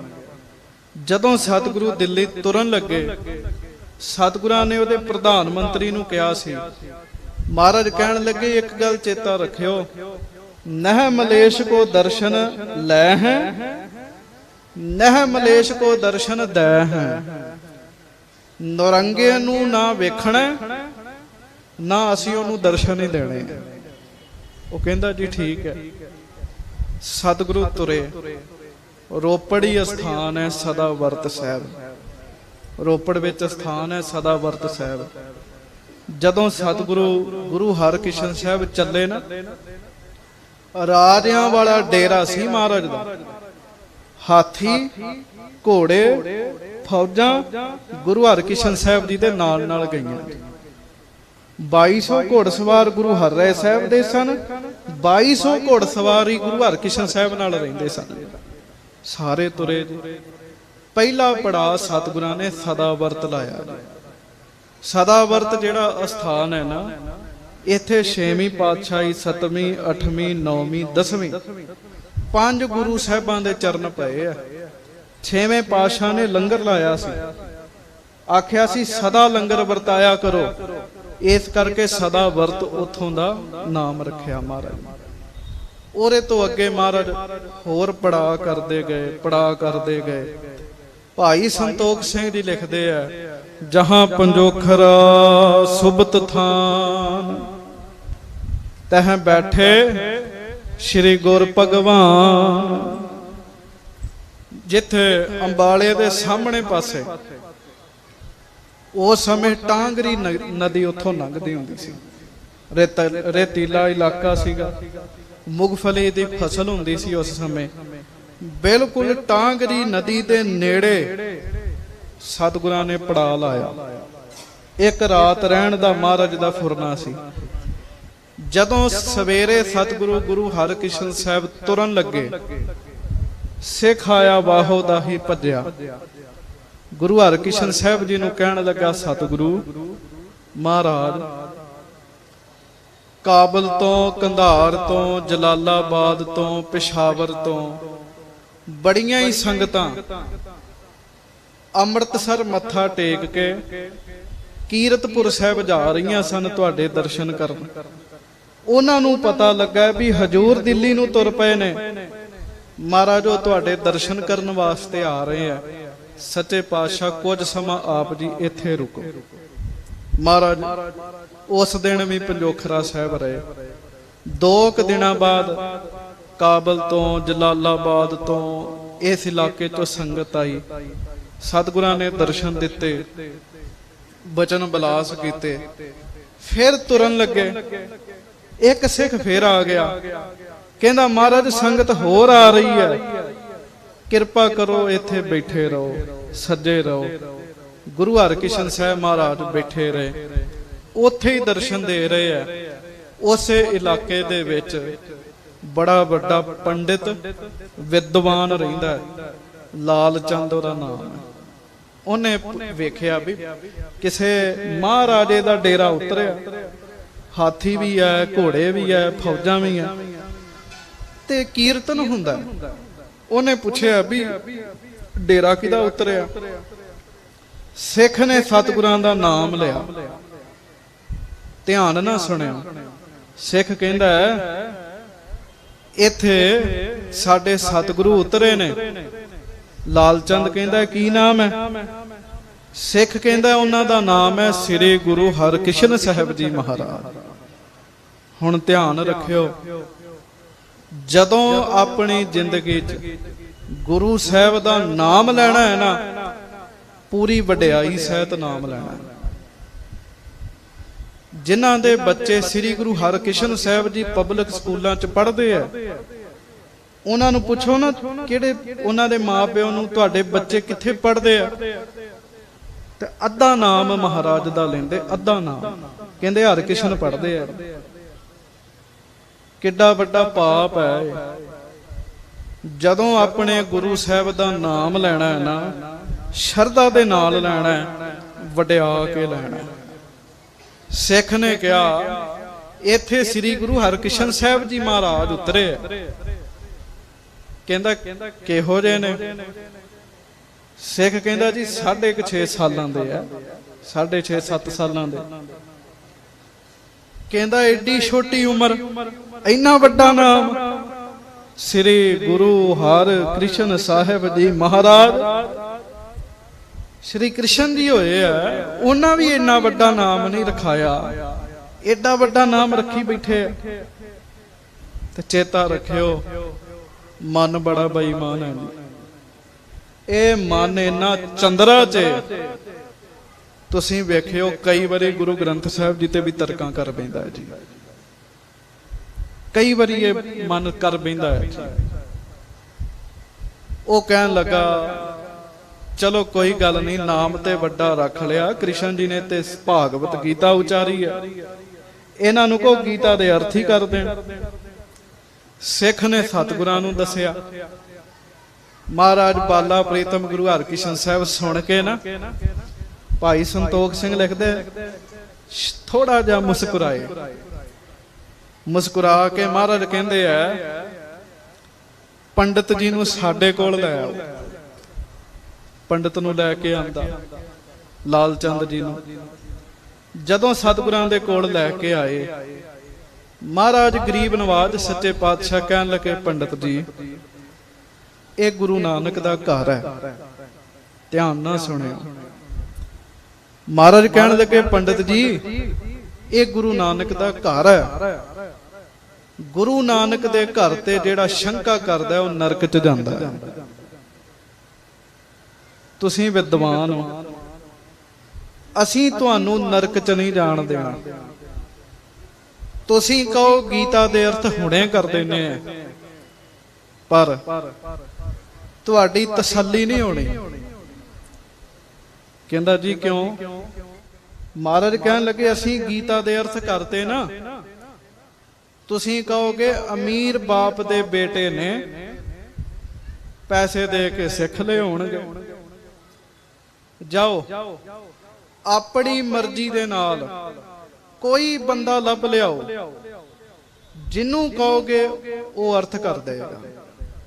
ਮੈਂ ਪਹਿਲਾਂ ਬੇਨਤੀ ਕੀਤੀ, ਗੁਰੂ ਹਰਕ੍ਰਿਸ਼ਨ ਸਾਹਿਬ ਨੇ ਕੱਚਾ ਕੰਮ ਕੋਈ ਵੀ ਨਹੀਂ ਕੀਤਾ। ਜਿੰਨੇ ਕੰਮ ਕੀਤੇ ਪੱਕੇ ਕੀਤੇ ਸਤਿਗੁਰਾਂ ਨੇ। ਕਹਿੰਦਾ ਠੀਕ ਹੈ, ਸ਼ਰਾਰਤੀ ਦਿਮਾਗ ਦੀ ਕਾਢ ਵੀ ਫਿਰ ਸ਼ਰਾਰਤੀ ਹੋਣੀ ਹੈ, ਭਲਾ ਤੇ ਸੋਚਣਾ ਨਹੀਂ। ਉਹਨੇ ਬੰਦਾ ਹੀ ਉਹ ਲੱਭਿਆ ਜਿਹੜਾ ਬੋਲਾ ਵੀ ਹੈ ਤੇ ਗੂੰਗਾ ਵੀ ਹੈ, ਨਾ ਸੁਣਦਾ ਨਾ ਬੋਲਦਾ, ਸ਼ਰਾਰਤੀ ਹੈ ਨਾ। ਜਿਹਨੂੰ ਸਰੀਰ ਦੀ ਵੀ ਸੋਝੀ ਨਹੀਂ ਹੈਗੀ, ਉਹਦੇ ਸਾਹਮਣੇ ਹੀ ਉਹਦਾ ਜਨਮ ਹੋਇਆ ਸੀ ਝੀਵਨਾਂ ਦੇ ਘਰ 'ਚ, ਗਲੀਆਂ 'ਚ ਪਿਆ ਰਹਿੰਦਾ। ਉਹ ਪੰਡਤ ਜਿਹੜਾ ਉਹਦੇ ਲਾਗੇ ਜਾ ਕੇ ਵੀ ਕਹਿੰਦਾ ਸੀ ਨਹਾਉਣਾ ਪੈਣਾ, ਉਹ ਪੰਡਤ ਉਹਨੂੰ ਕਹਿੰਦਾ ਚੱਲ ਆ, ਇਸ਼ਾਰਾ ਕੀਤਾ। ਛੱਜੂ ਸੋਚਣ ਲੱਗਾ ਵੀ ਕਿਤੇ ਰੋਟੀ ਪਾਣੀ ਖਵਾਉਣੀ ਹੋਣੀ ਹੈ, ਤਾਂ ਸੱਦਿਆ। ਛੱਜੂ ਨੂੰ ਕੀ ਪਤਾ ਸੀ ਮੇਰੀ ਜ਼ਿੰਦਗੀ ਬਦਲ ਜਾਣੀ ਹੈ, ਉਹਨੂੰ ਨਹੀਂ ਸੀ ਇਸ ਗੱਲ ਦਾ ਪਤਾ। ਸਾਧ ਸੰਗਤ ਜੀ, ਉਹ ਛੱਜੂ ਮਗਰ ਮਗਰ ਤੁਰਿਆ ਆਏ। ਮਹਾਰਾਜ ਬਾਲਾ ਪ੍ਰੀਤਮ ਸਤਿਗੁਰੂ ਬੈਠੇ, ਮਹਾਰਾਜ ਦੇ ਸਾਹਮਣੇ ਲਿਆ ਕੇ ਕਹਿੰਦਾ ਜੀ ਇਹਦੇ ਕੋਲੋਂ ਅਰਥ ਕਰਾਓ। ਮਹਾਰਾਜ ਕਹਿੰਦੇ ਪਹਿਲਾਂ ਇਹਨੂੰ ਇਸ਼ਨਾਨ ਕਰਾਓ। ਪੰਜੋਖਰਾ ਸਾਹਿਬ ਅੱਜ ਵੀ ਸਰੋਵਰ ਹੈ, ਉਹਦਾ ਨਾਮ ਹੈ ਗੁਰੂਸਰ। ਛੱਪੜੀ ਸੀਗੀ, ਸਤਿਗੁਰੂ ਉੱਥੇ ਇਸ਼ਨਾਨ ਕਰਦੇ ਸਨ। ਗੁਰੂ ਹਰਿਕ੍ਰਿਸ਼ਨ ਸਾਹਿਬ ਦੇ ਸਰੀਰ ਦਾ ਜਿਹੜਾ ਜਲ ਸੀ ਨਾ, ਉਸ ਛੱਪੜੀ 'ਚ ਪੈਂਦਾ ਸੀ। ਮਹਾਰਾਜ ਕਹਿੰਦੇ ਉੱਥੋਂ ਇਸ਼ਨਾਨ ਕਰਾਓ, ਇਹਦੇ ਕੱਪੜੇ ਵੀ ਬਦਲੋ, ਨਵੇਂ ਬਸਤਰ ਪਵਾਓ। ਸਾਧ ਸੰਗਤ ਜੀ, ਜਦੋਂ ਸਾਡੇ ਕੋਲ ਮਾਇਆ ਆ ਜਾਏ ਨਾ, ਤੇ ਸਾਡੇ ਕੱਪੜੇ ਵੀ ਬਦਲ ਜਾਂਦੇ, ਬੰਦੇ ਦਾ ਟੌਰ ਬਣਦਾ। ਮਹਾਰਾਜ ਕਹਿਣ ਲੱਗੇ ਇਹਦੇ ਕੱਪੜੇ ਵੀ ਬਦਲੋ। ਉਹਦੇ ਦਿਨ ਬਦਲ ਦੇਣੇ ਸਨ ਨਾ ਸਤਿਗੁਰਾਂ ਨੇ। ਚਲੋ ਉਹਦੇ ਕੱਪੜੇ ਬਦਲਤੇ, ਇਸ਼ਨਾਨ ਕਰਾਤਾ, ਸਤਿਗੁਰਾਂ ਦੇ ਸਾਹਮਣੇ ਬਿਠਾਤਾ। ਹੁਣ ਵਿਦਵਾਨ ਬੰਦੇ ਨੂੰ ਵਿਦਵਤਾ ਵਿਖਾਉਣ ਦਾ ਮੌਕਾ ਮਿਲੇ ਨਾ, ਉਹ ਮੌਕਾ ਨਹੀਂ ਛੱਡਦਾ। ਉਹਨੇ ਸੋਚਿਆ ਵੀ ਮੈਂ ਗੀਤਾ ਦੇ ਅਰਥ ਪੁੱਛਣੇ ਆ। ਅੰਦਰੋਂ ਖੁਸ਼ ਸੀ ਉਹ ਵੀ ਮਹਾਰਾਜ ਤੇ ਵਾਕਈ ਬੱਚੇ ਨੇ, ਜਿਹੜਾ ਬੰਦਾ ਮੈਂ ਲਿਆਂਦਾ ਇਹਨੂੰ ਤਾਂ ਸੁਣਨਾ ਹੀ ਨਹੀਂ ਹੈ ਤੇ ਬੋਲਣਾ ਕੀ ਹੈ ਇਹਨੇ, ਨਾ ਇਹ ਬੋਲਦਾ। ਉਹਨੇ ਗੀਤਾ ਜੀ ਦਾ ਮਹਿੰਗਾ ਸ਼ਲੋਕ ਪੜਿਆ। ਭਾਈ ਗੁਰਕੀਰਤ ਸਿੰਘ ਜੀ ਸੱਚਖੰਡ ਸ੍ਰੀ ਹਰਿਮੰਦਰ ਸਾਹਿਬ ਜੀ ਦੇ ਹਜ਼ੂਰੀ ਕੀਰਤਨੀਏ ਆਏ ਨੇ, ਜੀਓ ਆਇਆਂ ਨੂੰ ਇਹਨਾਂ ਨੂੰ ਪਤਾ ਹੈ। ਗੁਰੂ ਗ੍ਰੰਥ ਸਾਹਿਬ ਜੀ ਦੇ ਵਿੱਚ ਕੁਝ ਬਾਣੀਆਂ ਨੇ, ਸਹਿਜਕ੍ਰਿਤੀ ਹੈ, ਜਾਕਰਜ ਗੁਫਤਮ ਵਾਲਾ ਸ਼ਬਦ ਹੈ, ਜੈਦੇਵ ਜੀ ਦਾ ਪਦਾ, ਇਹ ਮਹਿੰਗੀ ਬਾਣੀ ਹੈ।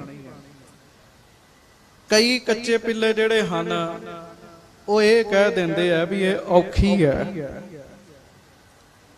ਜਾਂ ਉਹ ਕਹਿਣਗੇ ਜੀ ਜਾਪ ਸਾਹਿਬ ਔਖਾ ਬੜਾ ਹੈ। ਚੇਤਾ ਰੱਖਿਓ, ਬਾਣੀ ਦੇ ਵਾਸਤੇ ਕਦੀ ਇਹ ਸ਼ਬਦ ਨਹੀਂ ਵਰਤਣਾ ਵੀ ਔਖੀ ਹੈ, ਇਹ ਸ਼ਬਦ ਨਹੀਂ ਵਰਤਣਾ। ਕਿਉਂ? ਬਾਣੀ ਔਖੀ ਨਹੀਂ ਹੈ। ਬਾਣੀ ਪੜ੍ਹ ਕੇ ਤੇ ਬੰਦਾ ਸੌਖਾ ਹੋ ਜਾਂਦਾ। ਬਾਣੀ ਤਾਂ ਬੰਦੇ ਨੂੰ ਸੌਖਿਆਂ ਕਰ ਦਿੰਦੀ ਹੈ। ਇਹ ਕਹਿਣਾ ਹੈ ਵੀ ਇਹ ਸ਼ਬਦ ਮਹਿੰਗਾ ਹੈ, ਤੇ ਇਹ ਨਹੀਂ ਵੀ ਹੁਣ ਜਿਹੜਾ ਆਰਾਮ ਨਾਲ ਪੜਿਆ ਜਾਵੇ ਉਹਨੂੰ ਕਹਿਣਾ ਸਸਤਾ ਹੈ। ਬਾਣੀ ਸਸਤੀ ਵੀ ਨਹੀਂ ਹੈ, ਇਹ ਤਾਂ ਸਿਰ ਦਿੱਤਿਆਂ ਪ੍ਰਾਪਤ ਹੋਈ ਹੈ। ਇਹ ਕਹਿਣਾ ਇਹ ਸਰਲ ਹੈ ਸ਼ਬਦ, ਇਹ ਮਹਿੰਗਾ ਹੈ, ਇਹ ਸਰਲ ਹੈ। ਜਿਵੇਂ ਗੁਰੂ ਗ੍ਰੰਥ ਸਾਹਿਬ ਜੀ ਦੇ ਵਿੱਚ ਮਹਿੰਗੀ ਬਾਣੀ ਹੈ, ਸਾਵਾਂ ਨਾਲ ਪਾਠ ਚੱਲਦੇ ਆ, ਜ਼ੁਬਾਨ ਕਈ ਥਾਵਾਂ ਤੇ ਵਲ ਖਾਏਗੀ, ਫਿਰ ਪਾਠ ਹੋਣਗੇ। ਪਰਮਾਦ ਪੁਰਖ ਮਨੋ ਪਿਮੰਗ ਸਤਿਆਦ ਭਾਵ ਰਤੰ ਪਰਮਦ ਪੁਤੰਗ ਪ੍ਰਕ੍ਰਿਤ ਪਰੰਗ ਜਦ ਚਿੰਤ ਸਰਬ ਗਤੰ। ਗੀਤਾ ਜੀ ਵਿੱਚੋਂ ਉਵੇਂ ਉਹਨੇ ਮਹਿੰਗਾ ਸ਼ਲੋਕ ਕੱਢਿਆ। ਜਦੋਂ ਮਹਿੰਗਾ ਸ਼ਲੋਕ ਕੱਢ ਕੇ ਸੁਣਾਉਣ ਲੱਗਾ ਨਾ, ਤੇ ਸਾਹਮਣੇ ਵੀ ਪੂਰੇ ਗੁਰੂ ਹਰਿਕ੍ਰਿਸ਼ਨ ਸਾਹਿਬ ਬੈਠੇ ਆ, ਉਹਦੀ ਆਪਣੀ ਜ਼ੁਬਾਨ ਵਲ ਖਾ ਗਈ। ਆਪ ਕੋਈ ਉਚਾਰਨ ਗਲਤ ਹੋ ਗਿਆ, ਉਹਨੇ ਸੋਚਿਆ ਵੀ ਇੱਥੇ ਕਿਹੜਾ ਕਿਸੇ ਨੂੰ ਗੀਤਾ ਆਉਂਦੀ ਹੈ। ਪਰ ਉਧਰੋਂ ਗੁਰੂ ਹਰਿਕ੍ਰਿਸ਼ਨ ਸਾਹਿਬ ਜੀ ਨੇ ਛੜੀ ਰੱਖੀ ਸੀ ਛੱਜੂ ਦੇ ਸਿਰ ਤੇ। ਜਦੋਂ ਉਹਦੀ ਆਪਣੀ ਜ਼ੁਬਾਨ ਵਲ ਖਾ ਗਈ ਨਾ, ਛੱਜੂ ਬੋਲਿਆ, ਕਹਿੰਦਾ ਪੰਡਤ ਜੀ ਸ਼ਲੋਕ ਸਹੀ ਪੜੋਗੇ ਤੇ ਅਰਥ ਕਰਾਂਗਾ ਨਾ। ਕਹਿਣ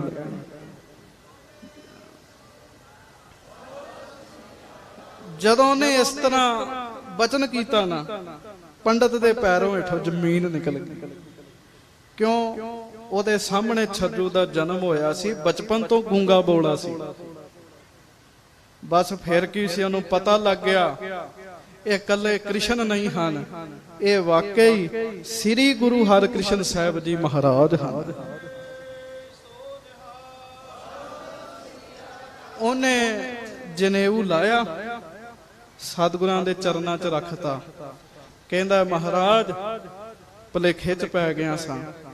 ਮਹਾਰਾਜ ਕਹਿਣ ਲੱਗੇ ਆ ਸਰੀਰ ਦੇ ਪੁਤਲੇ ਦਾ ਮਿੱਟੀ ਦਾ ਹੀ ਮਾਣ ਕਰੀ ਬੈਠਾ ਸਾਂ। ਤੂੰ ਕਹਿਣ ਲੱਗਾ ਤੈਨੂੰ ਮਿੱਟੀ ਥੋੜੀ ਪੁਰਾਣੀ ਲੱਗੀ ਹੈ, ਸਾਨੂੰ ਨਵੀਂ ਲੱਗੀ ਹੈ ਅਸੀਂ ਬੜੇ ਪੁਰਾਣੇ। ਮਹਾਰਾਜ ਕਹਿਣ ਲੱਗੇ ਅਸੀਂ ਵੀ ਬੜੇ ਪੁਰਾਣੇ।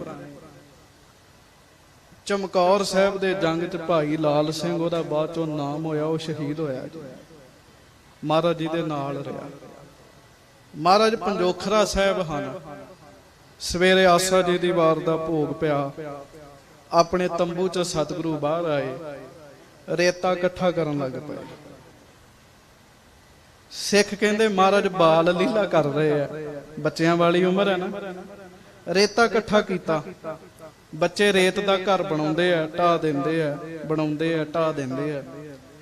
ਰੇਤਾ ਇਕੱਠਾ ਕਰਕੇ ਆਪਣੇ ਤੰਬੂ ਦੇ ਵਿੱਚੋਂ ਨਿਸ਼ਾਨ ਸਾਹਿਬ ਉਹਦੇ ਵਿੱਚ ਗੱਡ ਦਿੱਤਾ। ਕਿਉਂ? ਰਾਜਾ ਜੈ ਸਿੰਘ ਸੱਦੇ ਭੇਜ ਰਿਹਾ ਵੀ ਮਹਾਰਾਜ ਛੇਤੀ ਆਓ।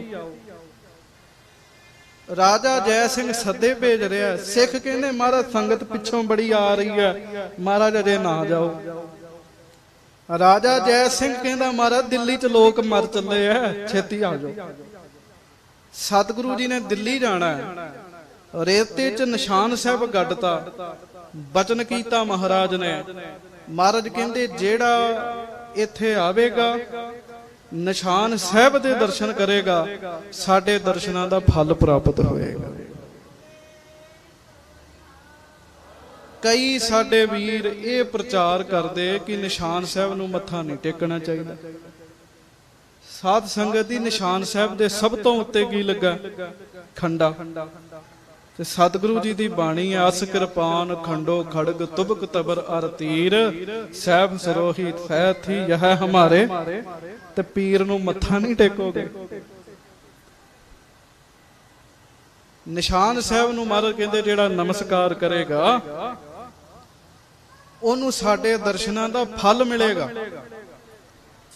ਤੁਸੀਂ ਅੱਜ ਵੀ ਵੇਖੋ ਪੰਜੋਖਰਾ ਸਾਹਿਬ ਦਰਬਾਰ ਹਾਲ ਦੇ ਵਿੱਚ ਨਿਸ਼ਾਨ ਸਾਹਿਬ ਲੱਗਾ, ਨਹੀਂ ਤੇ ਦਰਬਾਰ ਹਾਲ ਤੋਂ ਬਾਹਰ ਹੁੰਦੇ ਆ। ਉਹ ਦਰਬਾਰ ਸਾਹਿਬ ਦੇ ਵਿੱਚ ਲੱਗਾ, ਉਸੇ ਜਗ੍ਹਾ ਤੇ ਵੱਡਾ ਨਿਸ਼ਾਨ ਸਾਹਿਬ ਲੱਗਾ ਹੁੰਦਾ। ਜਿਹੜਾ ਉਸ ਨਿਸ਼ਾਨ ਸਾਹਿਬ ਦੇ ਦਰਸ਼ਨ ਕਰਦਾ, ਗੁਰੂ ਹਰਕ੍ਰਿਸ਼ਨ ਸਾਹਿਬ ਜੀ ਦੇ ਦਰਸ਼ਨਾਂ ਦਾ ਫਲ ਮਿਲਦਾ। ਇੱਥੇ ਜਿਹੜਾ ਇਸ਼ਨਾਨ ਕਰੇਗਾ, ਮਹਾਰਾਜ ਕਹਿੰਦੇ ਗੂੰਗਿਆਂ ਨੂੰ ਜ਼ੁਬਾਨਾਂ ਮਿਲਿਆ ਕਰਨਗੀਆਂ, ਬੋਲੇ ਸੁਣਨ ਲੱਗ ਪੈਣਗੇ। ਸੰਤ ਗਿਆਨੀ ਗੁਰਬਚਨ ਸਿੰਘ ਜੀ ਖਾਲਸਾ ਭਿੰਡਰਾਂ ਵਾਲੇ ਮਹਾਂਪੁਰਖ ਸਵਾ ਮਹੀਨਾ ਪੰਜੋਖਰਾ ਸਾਹਿਬ ਰਹਿ ਕੇ ਕਥਾ ਕਰਦੇ ਸਨ, ਸਿੰਘਾਂ ਨੂੰ ਵਿਦਿਆ ਪੜਾਉਂਦੇ ਸਨ। ਕਹਿੰਦੇ ਸਨ, ਸਿੰਘੋ ਜਿਹਨੂੰ ਕਿਤੋਂ ਵਿਦਿਆ ਨਹੀਂ ਆਉਂਦੀ, ਇੱਥੇ ਰਹਿ ਕੇ ਵਿਦਿਆ ਪੜੇਗਾ, ਵਿਦਵਾਨ ਬਣ ਜਾਏਗਾ। ਉਹ ਮਹਾਂਪੁਰਖਾਂ ਦਾ ਬਚਨ ਸੀ। ਗਿਆਨੀ ਸ਼ੇਰ ਸਿੰਘ ਜੀ ਅੰਬਾਲੇ ਵਾਲੇ ਬੜੇ ਵੱਡੇ ਵਿਦਵਾਨ ਨੇ। ਸਾਧ ਸੰਗਤ ਜੀ ਉਹਨਾਂ ਦੀ ਵੀ ਸੁਰਤੀ ਬਿਰਤੀ ਵਿਦਵਾਨਾਂ ਵਾਲੀ ਨਹੀਂ ਸੀ। ਉਹਨਾਂ ਦੀ ਮਾਤਾ ਨੇ 5 ਇਸ਼ਨਾਨ ਕਰਾਏ ਉਹਨਾਂ ਨੂੰ। ਮੈਂ ਖੁਦ ਉਹਨਾਂ ਕੋਲੋਂ ਬਚਨ ਸੁਣਿਆ। ਉਹ ਕਹਿੰਦੇ ਜੇ ਕਥਾ ਹੋ ਰਹੀ ਹੈ, ਗੁਰੂ ਹਰਕ੍ਰਿਸ਼ਨ ਸਾਹਿਬ ਜੀ ਦੀ ਮਿਹਰ ਨਾਲ ਹੋ ਰਹੀ ਹੈ। ਜਿੰਨੇ ਕਥਾ ਕਰਦੇ ਆ, ਗੁਰੂ ਹਰਕ੍ਰਿਸ਼ਨ ਸਾਹਿਬ ਜੀ ਦੀ ਮਿਹਰ ਹੋਵੇ ਫੇਰ ਹੀ ਕਥਾ ਹੋ ਸਕਦੀ ਹੈ। ਆਪ ਤਾਂ ਸਟੇਜ ਤੇ ਚੜ ਕੇ ਫਤਿਹ ਨਹੀਂ ਬੁਲਾ ਸਕਦਾ ਬੰਦਾ। ਇਹ ਮਹਾਰਾਜ ਕਿਰਪਾ ਕਰਦੇ ਆ, ਗੁਰੂ ਹਰਕ੍ਰਿਸ਼ਨ ਸਾਹਿਬ ਕਿਰਪਾ ਕਰਦੇ ਆ। ਸੱਚੇ ਪਾਤਸ਼ਾਹ ਜੀ ਦੀ ਬਖਸ਼ਿਸ਼ ਅੱਜ ਵੀ ਉੱਥੇ ਵਰਤਦੀ ਹੈ। ਬਾਬਾ ਰਾਮ ਸਿੰਘ ਜੀ ਕਰਨਾਲ ਨਾਨਕਸਰ ਸਿੰਘੜਾ ਸਰੀਰ ਤਿਆਗ ਗਏ ਹਨ, ਸ਼ਹੀਦ ਹੋਏ ਹਨ। ਸਾਧ ਸੰਗਤ ਜੀ ਉਹ ਬਾਬਾ ਰਾਮ ਸਿੰਘ ਜੀ ਦੀ ਜ਼ੁਬਾਨ ਚਲੇ ਗਈ ਸੀ, ਪੰਜੋਖਰਾ ਸਾਹਿਬ ਤੋਂ ਉਹਨਾਂ ਨੂੰ ਮੁੜ ਜ਼ੁਬਾਨ ਮਿਲੀ ਸੀਗੀ ਜੀ। ਸਤਿਗੁਰੂ ਜੀ ਅੱਜ ਵੀ ਉੱਥੇ ਕਿਰਪਾ ਵਰਤਦੀ ਹੈ। ਉੱਥੋਂ ਫਿਰ ਮਹਾਰਾਜ ਦਿੱਲੀ ਆਏ। ਬਹੁਤ ਮੌਤਾਂ ਹੋ ਰਹੀਆਂ ਸਨ ਦਿੱਲੀ। ਜਦੋਂ ਮਹਾਰਾਜ ਦਿੱਲੀ ਆਏ ਆ, ਰਾਜੇ ਜੈ ਸਿੰਘ ਦੇ ਘਰ ਉਹਦੇ ਬੰਗਲੇ ਦੇ ਵਿੱਚ ਸਤਿਗੁਰਾਂ ਦਾ ਆਸਣ ਲੱਗਾ। ਮਹਾਰਾਜ ਆਪਣੇ ਆਸਣਾਂ ਨੂੰ ਜਾ ਰਹੇ ਆ। ਰਾਣੀ ਨੇ ਜੈ ਸਿੰਘ ਨੂੰ ਆਖਿਆ ਮੈਂ ਪਰਖ ਲਵਾਂਗੀ। ਛੋਟੇ ਜਿਹੇ ਬੱਚੇ ਨੂੰ ਲੈ ਆਇਆ, ਕਹਿੰਦਾ ਗੁਰੂ ਹੈ, ਮੈਂ ਪਰਖ ਲਵਾਂਗੀ। ਆਪ ਨੌਕਰ ਰਾਣੀ ਬਣ ਕੇ ਨੌਕਰ ਰਾਣੀਆਂ ਨੂੰ ਰਾਣੀਆਂ ਵਾਲੇ ਕੱਪੜੇ ਪਵਾ ਕੇ ਲਾਈਨ ਵਿੱਚ ਬੈਠ ਗਈ। ਮੇਰੇ ਬਾਲਾ ਪ੍ਰੀਤਮ ਸੱਚੇ ਪਾਤਸ਼ਾਹ ਲੰਘਦੇ ਜਾ ਰਹੇ, ਛੜੀ ਹੱਥ 'ਚ, ਆ ਵੀ ਰਾਣੀ ਨਹੀਂ, ਆ ਵੀ ਰਾਣੀ ਨਹੀਂ, ਆ ਵੀ ਰਾਣੀ ਨਹੀਂ। ਜਦੋਂ ਉਹਦੇ ਲਾਗੇ ਆਏ, ਮਾਰ ਕੇ ਛੜੀ ਕਹਿਣ ਲੱਗੇ, ਰਾਣੀ ਰੱਬ ਨੇ ਰਾਣੀ ਬਣਾਇਆ, ਗੋਲੀ ਬਣਨ ਦਾ ਸ਼ੌਂਕ ਹੈ। ਜੇ ਰੱਬ ਨੇ ਗੋਲੀ ਬਣਾਤਾ ਮੁੜ ਰਾਣੀ ਨਹੀਂ ਉਹ ਬਣਿਆ ਜਾਣਾ। ਢਹਿ ਪਈ ਚਰਨਾਂ ਤੇ ਸਤਿਗੁਰੂ ਵੀਰ ਰਸ ਚ ਆ ਕੇ ਗੁਰੂ ਹਰਕ੍ਰਿਸ਼ਨ ਸਾਹਿਬ ਕਹਿੰਦੇ ਤੁਸੀਂ ਸਾਡੀ ਪਰਖ ਕਿਉਂ ਕੀਤੀ ਹੈ? ਤੁਸੀਂ ਸਾਨੂੰ ਬੱਚਾ ਜਾਤਾ, ਸਾਨੂੰ ਬੱਚੇ ਸਮਝਿਆ। ਮਹਾਰਾਜ ਸੰਤਾਨ ਨਹੀਂ ਸੀਗੀ। ਮਹਾਰਾਜ ਕਹਿੰਦੇ ਫਿਰ ਸੰਤਾਨ ਹੋਏਗੀ, ਤੁਸੀਂ ਸਾਨੂੰ ਬੱਚਾ ਜਾਤਾ। ਰਾਜਾ ਡਰ ਗਿਆ। ਰਾਜੇ ਨੇ ਸਾਧ ਸੰਗਤ ਜੀ ਮਹਾਰਾਜ ਜੀ ਦੇ ਚਰਨਾਂ ਦੇ ਵਿੱਚ ਆਪਣੀ ਪੱਗ ਲਾ ਕੇ ਰੱਖਤੀ। ਮਹਾਰਾਜ ਬਖਸ਼ ਲਓ। ਮਹਾਰਾਜ ਦਿਆਲੂ ਵੀ ਬੜੇ ਨੇ। ਹੋਏ ਨਿਮਾਣਾ ਢਹਿ ਪਵੇ, ਦਰਗਹ ਮਾਣ ਨਿਮਾਣਾ ਪਾਵੈ। ਨਿਮਾਣਾ ਬੰਦਾ ਤੇ ਦਰਗਾਹ 'ਚ ਵੀ ਮਾਣ ਪ੍ਰਾਪਤ ਕਰ ਲੈਂਦਾ। ਮਹਾਰਾਜ ਗੁਰੂ ਹਰਕ੍ਰਿਸ਼ਨ ਸਾਹਿਬ ਕਹਿੰਦੇ ਚਲੋ ਕੋਈ ਗੱਲ ਨਹੀਂ, ਸੰਤਾਨ ਹੋਏਗੀ। ਫਿਰ ਕਹਿਣ ਲੱਗੇ ਹੋਏਗੀ, ਗੁਰੂ ਨਾਨਕ ਸਾਹਿਬ ਕਿਰਪਾ ਕਰਨਗੇ। ਤੇ ਨਾਲ ਰਾਜੇ ਜੈ ਸਿੰਘ ਦੇ ਸਿਰ ਤੇ ਆਪਣੇ ਹੱਥੀਂ ਮਹਾਰਾਜ ਨੇ ਦਸਤਾਰ ਸਜਾਈ ਸੀਗੀ। ਇੱਕ ਉਹਦੀ ਪੱਗ ਬੰਨੀ, ਇੱਕ ਆਪਣੇ ਖਜ਼ਾਨੇ ਚੋਂ ਲੈ ਕੇ 2 ਦਸਤਾਰਾਂ ਸਤਿਗੁਰਾਂ ਨੇ ਰਾਜੇ ਜੈ ਸਿੰਘ ਦੇ ਸਿਰ ਤੇ ਆਪਣੇ ਹੱਥੀਂ ਬੰਨੀਆਂ ਸਨ। ਮਹਾਰਾਜ ਦਿੱਲੀ ਰਹੇ ਆ। ਦਿੱਲੀ ਸੱਚੇ ਪਾਤਸ਼ਾਹ ਜੀ ਦੇ ਚਰਨਾਂ ਦੇ ਜਲ ਦੇ ਨਾਲ ਲੋਕ ਸਹੀ ਹੋਏ ਆ। ਅੱਜ ਵੀ ਉੱਥੇ ਦਿੱਲੀ ਜਲ ਛਕਾਇਆ ਜਾਂਦਾ। ਰਾਜੇ ਜੈ ਸਿੰਘ ਦੇ ਘਰ ਮਹਿਲ ਦੇ ਵਿੱਚ ਸਾਧ ਸੰਗਤ ਜੀ ਲੋਕ ਆਉਂਦੇ ਆ, ਮੰਜੇ ਤੇ ਪਾ ਕੇ ਲੈ ਕੇ ਆਉਂਦੇ ਸਨ, ਆਪ ਤੁਰ ਕੇ ਲੋਕ ਜਾਂਦੇ ਸਨ। ਗੁਰੂ ਹਰਕ੍ਰਿਸ਼ਨ ਸਾਹਿਬ ਜੀ ਦਾ ਜਿਹੜਾ ਦਰਸ਼ਨ ਹੀ ਕਰ ਲੈਂਦਾ ਸੀ ਨਾ, ਮਹਾਰਾਜ ਉਹਨੂੰ ਰਾਜੀ ਖੁਸ਼ੀ ਕਰ ਦਿੰਦੇ ਸਨ। ਇੰਨੇ ਜ਼ਿਆਦਾ ਲੋਕਾਂ ਦਾ ਰੋਗ ਸੀਗਾ, ਸਤਿਗੁਰਾਂ ਨੇ ਆਪਣੇ ਸਰੀਰ ਤੇ ਲੈ ਲਿਆ। ਮਹਾਰਾਜ ਜੀ ਨੂੰ ਚੇਚਕ ਹੋਈ ਹੈ। ਉਦੋਂ ਮਹਾਰਾਜ ਸਰੀਰ ਤਿਆਗਦੇ। ਸਰੀਰ ਤਿਆਗਣ ਦਾ ਵੀ ਲੰਬਾ ਪ੍ਰਸੰਗ ਹੈ। ਔਰੰਗਜ਼ੇਬ 2 ਵਾਰ ਦਰਸ਼ਨ ਕਰਨ ਵਾਸਤੇ ਆਇਆ, ਮਹਾਰਾਜ ਨੇ ਦਰਸ਼ਨ ਨਹੀਂ ਦਿੱਤੇ। ਇੱਕ ਜਫਰਨਾਮਾ ਸ੍ਰੀ ਗੁਰੂ ਗੋਬਿੰਦ ਸਿੰਘ ਸਾਹਿਬ ਨੇ ਲਿਖਿਆ, ਇੱਕ ਜਫਰਨਾਮਾ ਗੁਰੂ ਹਰਕ੍ਰਿਸ਼ਨ ਸਾਹਿਬ ਜੀ ਨੇ ਵੀ ਲਿਖਿਆ। ਸ਼ਬਦ ਲਿਖ ਕੇ ਔਰੰਗਜ਼ੇਬ ਨੂੰ ਭੇਜਿਆ ਸੀਗਾ, ਕਿਆ ਖਾਧੈ ਕਿਆ ਪੈਦਾ ਹੋਏ, ਜਾਂ ਮਨ ਨਾਹੀ ਸੱਚਾ ਸੋਏ। ਇਹ ਸ਼ਬਦ ਲਿਖ ਕੇ ਨਾ ਸਤਿਗੁਰਾਂ ਨੇ ਔਰੰਗਜ਼ੇਬ ਨੂੰ ਭੇਜਿਆ ਸੀ। ਔਰੰਗਜ਼ੇਬ ਨੇ ਆਪਣੇ ਪੁੱਤਰ ਨੂੰ ਭੇਜਿਆ, ਚਲੋ ਇਹਨੂੰ ਹੀ ਦਰਸ਼ਨ ਦੇ ਦੇਣ। ਮਹਾਰਾਜ ਨੇ ਉਹਦੇ ਪੁੱਤਰ ਨੂੰ ਦਰਸ਼ਨ ਦਿੱਤੇ ਸਨ, ਔਰੰਗਜ਼ੇਬ ਨੂੰ ਦਰਸ਼ਨ ਨਹੀਂ ਸੀ ਦਿੱਤੇ। ਇੱਕ ਵਾਰੀ ਬਹੁਤੀ ਜਿੱਦ ਕੀਤੀ, ਕਹਿੰਦਾ ਮੈਂ ਦਰਸ਼ਨ ਕਰਕੇ ਜਾਵਾਂਗਾ, ਮੈਂ ਵੀ ਬਾਦਸ਼ਾਹ। ਕਿੰਨਾ ਕੁ ਚਿਰ ਜਿੱਦ ਚੱਲੇਗੀ। ਬਾਹਰ ਖਲੋਤਾ ਰਿਹਾ, ਫਿਰ ਪੇਟ ਖਰਾਬ ਹੋ ਗਿਆ, ਭੱਜ ਗਿਆ ਉੱਥੋਂ। ਮਹਾਰਾਜ ਦੇ ਦਰਸ਼ਨ ਨਹੀਂ ਸੀ ਕਰ ਸਕਿਆ। ਚੇਤਾ ਰੱਖਿਓ, ਆਪਾਂ ਸ੍ਰੀ ਗੁਰੂ ਗ੍ਰੰਥ ਸਾਹਿਬ ਜੀ ਦੇ ਦਰਸ਼ਨ ਕਰ ਰਹੇ ਆ, ਭਾਗਾਂ ਵਾਲੇ ਆ।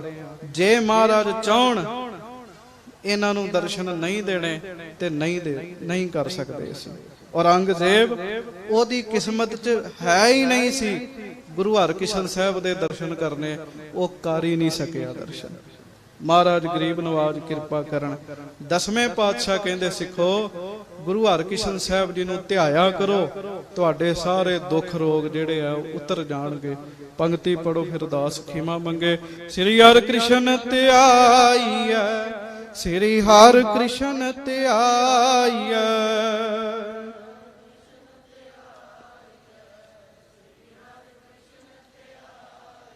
ਸ੍ਰੀ ਹਰਿਕ੍ਰਿਸ਼ਨ ਧਿਆਈਐ, ਸ੍ਰੀ ਹਰਿਕ੍ਰਿਸ਼ਨ ਧਿਆਈਐ।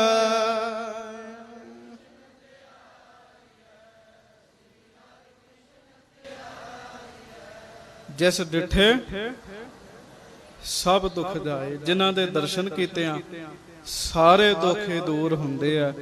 ਕੀ ਆਦ ਬਿਆਦ ਉਪਾਦ ਸਭ ਦੁੱਖ ਗੁਰੂ ਹਰਕ੍ਰਿਸ਼ਨ ਸਾਹਿਬ ਜੀ ਦੇ ਦਰਸ਼ਨ ਮਾਤਰ ਹੀ ਸਾਧ ਸੰਗਤ ਦੀ ਦੂਰ ਹੁੰਦੇ ਆ। ਮਹਾਰਾਜ ਹੁਣ ਵੀ ਦਰਸ਼ਨ ਦਿੰਦੇ ਆ, ਹੁਣ ਵੀ ਸਿੱਖਾਂ ਦੀ ਅਰਦਾਸ ਭਾਵਨਾ ਨਾਲ ਸੁਣਦੇ ਆ ਤੇ ਦਰਸ਼ਨ ਬਖਸ਼ਿਸ਼ ਕਰਦੇ ਆ।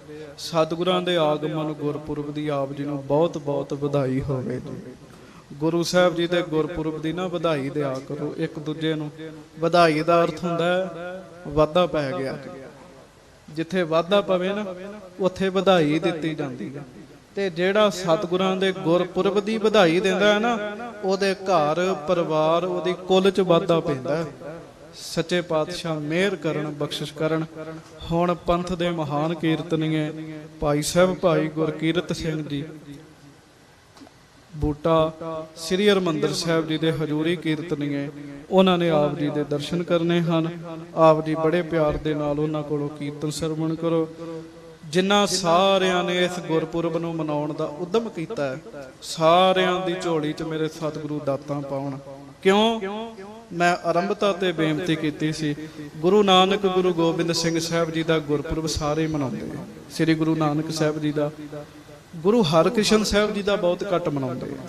ਗੁਰੂ ਅੰਗਦ ਸਾਹਿਬ ਜੀ ਦਾ ਨਹੀਂ ਮਨਾਉਂਦੇ, ਗੁਰੂ ਅਮਰਦਾਸ ਜੀ ਦਾ ਨਹੀਂ ਮਨਾਉਂਦੇ, ਫਿਰ ਗੁਰੂ ਹਰਿਰਾਏ ਸਾਹਿਬ ਜੀ ਦਾ ਵੀ ਨਹੀਂ ਮਨਾਉਂਦੇ। ਚਾਹੀਦਾ ਹੈ ਸਾਰੇ ਗੁਰੂ ਸਾਹਿਬਾਂ ਦੇ ਗੁਰਪੁਰਬ ਮਨਾਉਣੇ। ਮਹਾਰਾਜ ਕਿਰਪਾ ਕਰਨ। ਇਸ ਅਸਥਾਨ ਦੇ ਮੁਖੀ ਸਤਿਕਾਰਯੋਗ ਬੀਬਾ ਜੀ, ਬੀਬਾ ਕਮਲਪ੍ਰੀਤ ਕੌਰ ਜੀ, ਸਾਰਿਆਂ ਦਾ ਧੰਨਵਾਦ। ਗੱਜ ਕੇ ਫਤਿਹ ਬੁਲਾਓ ਜੀ। ਵਾਹਿਗੁਰੂ ਜੀ ਕਾ ਖਾਲਸਾ, ਵਾਹਿਗੁਰੂ ਜੀ ਕੀ ਫਤਿਹ।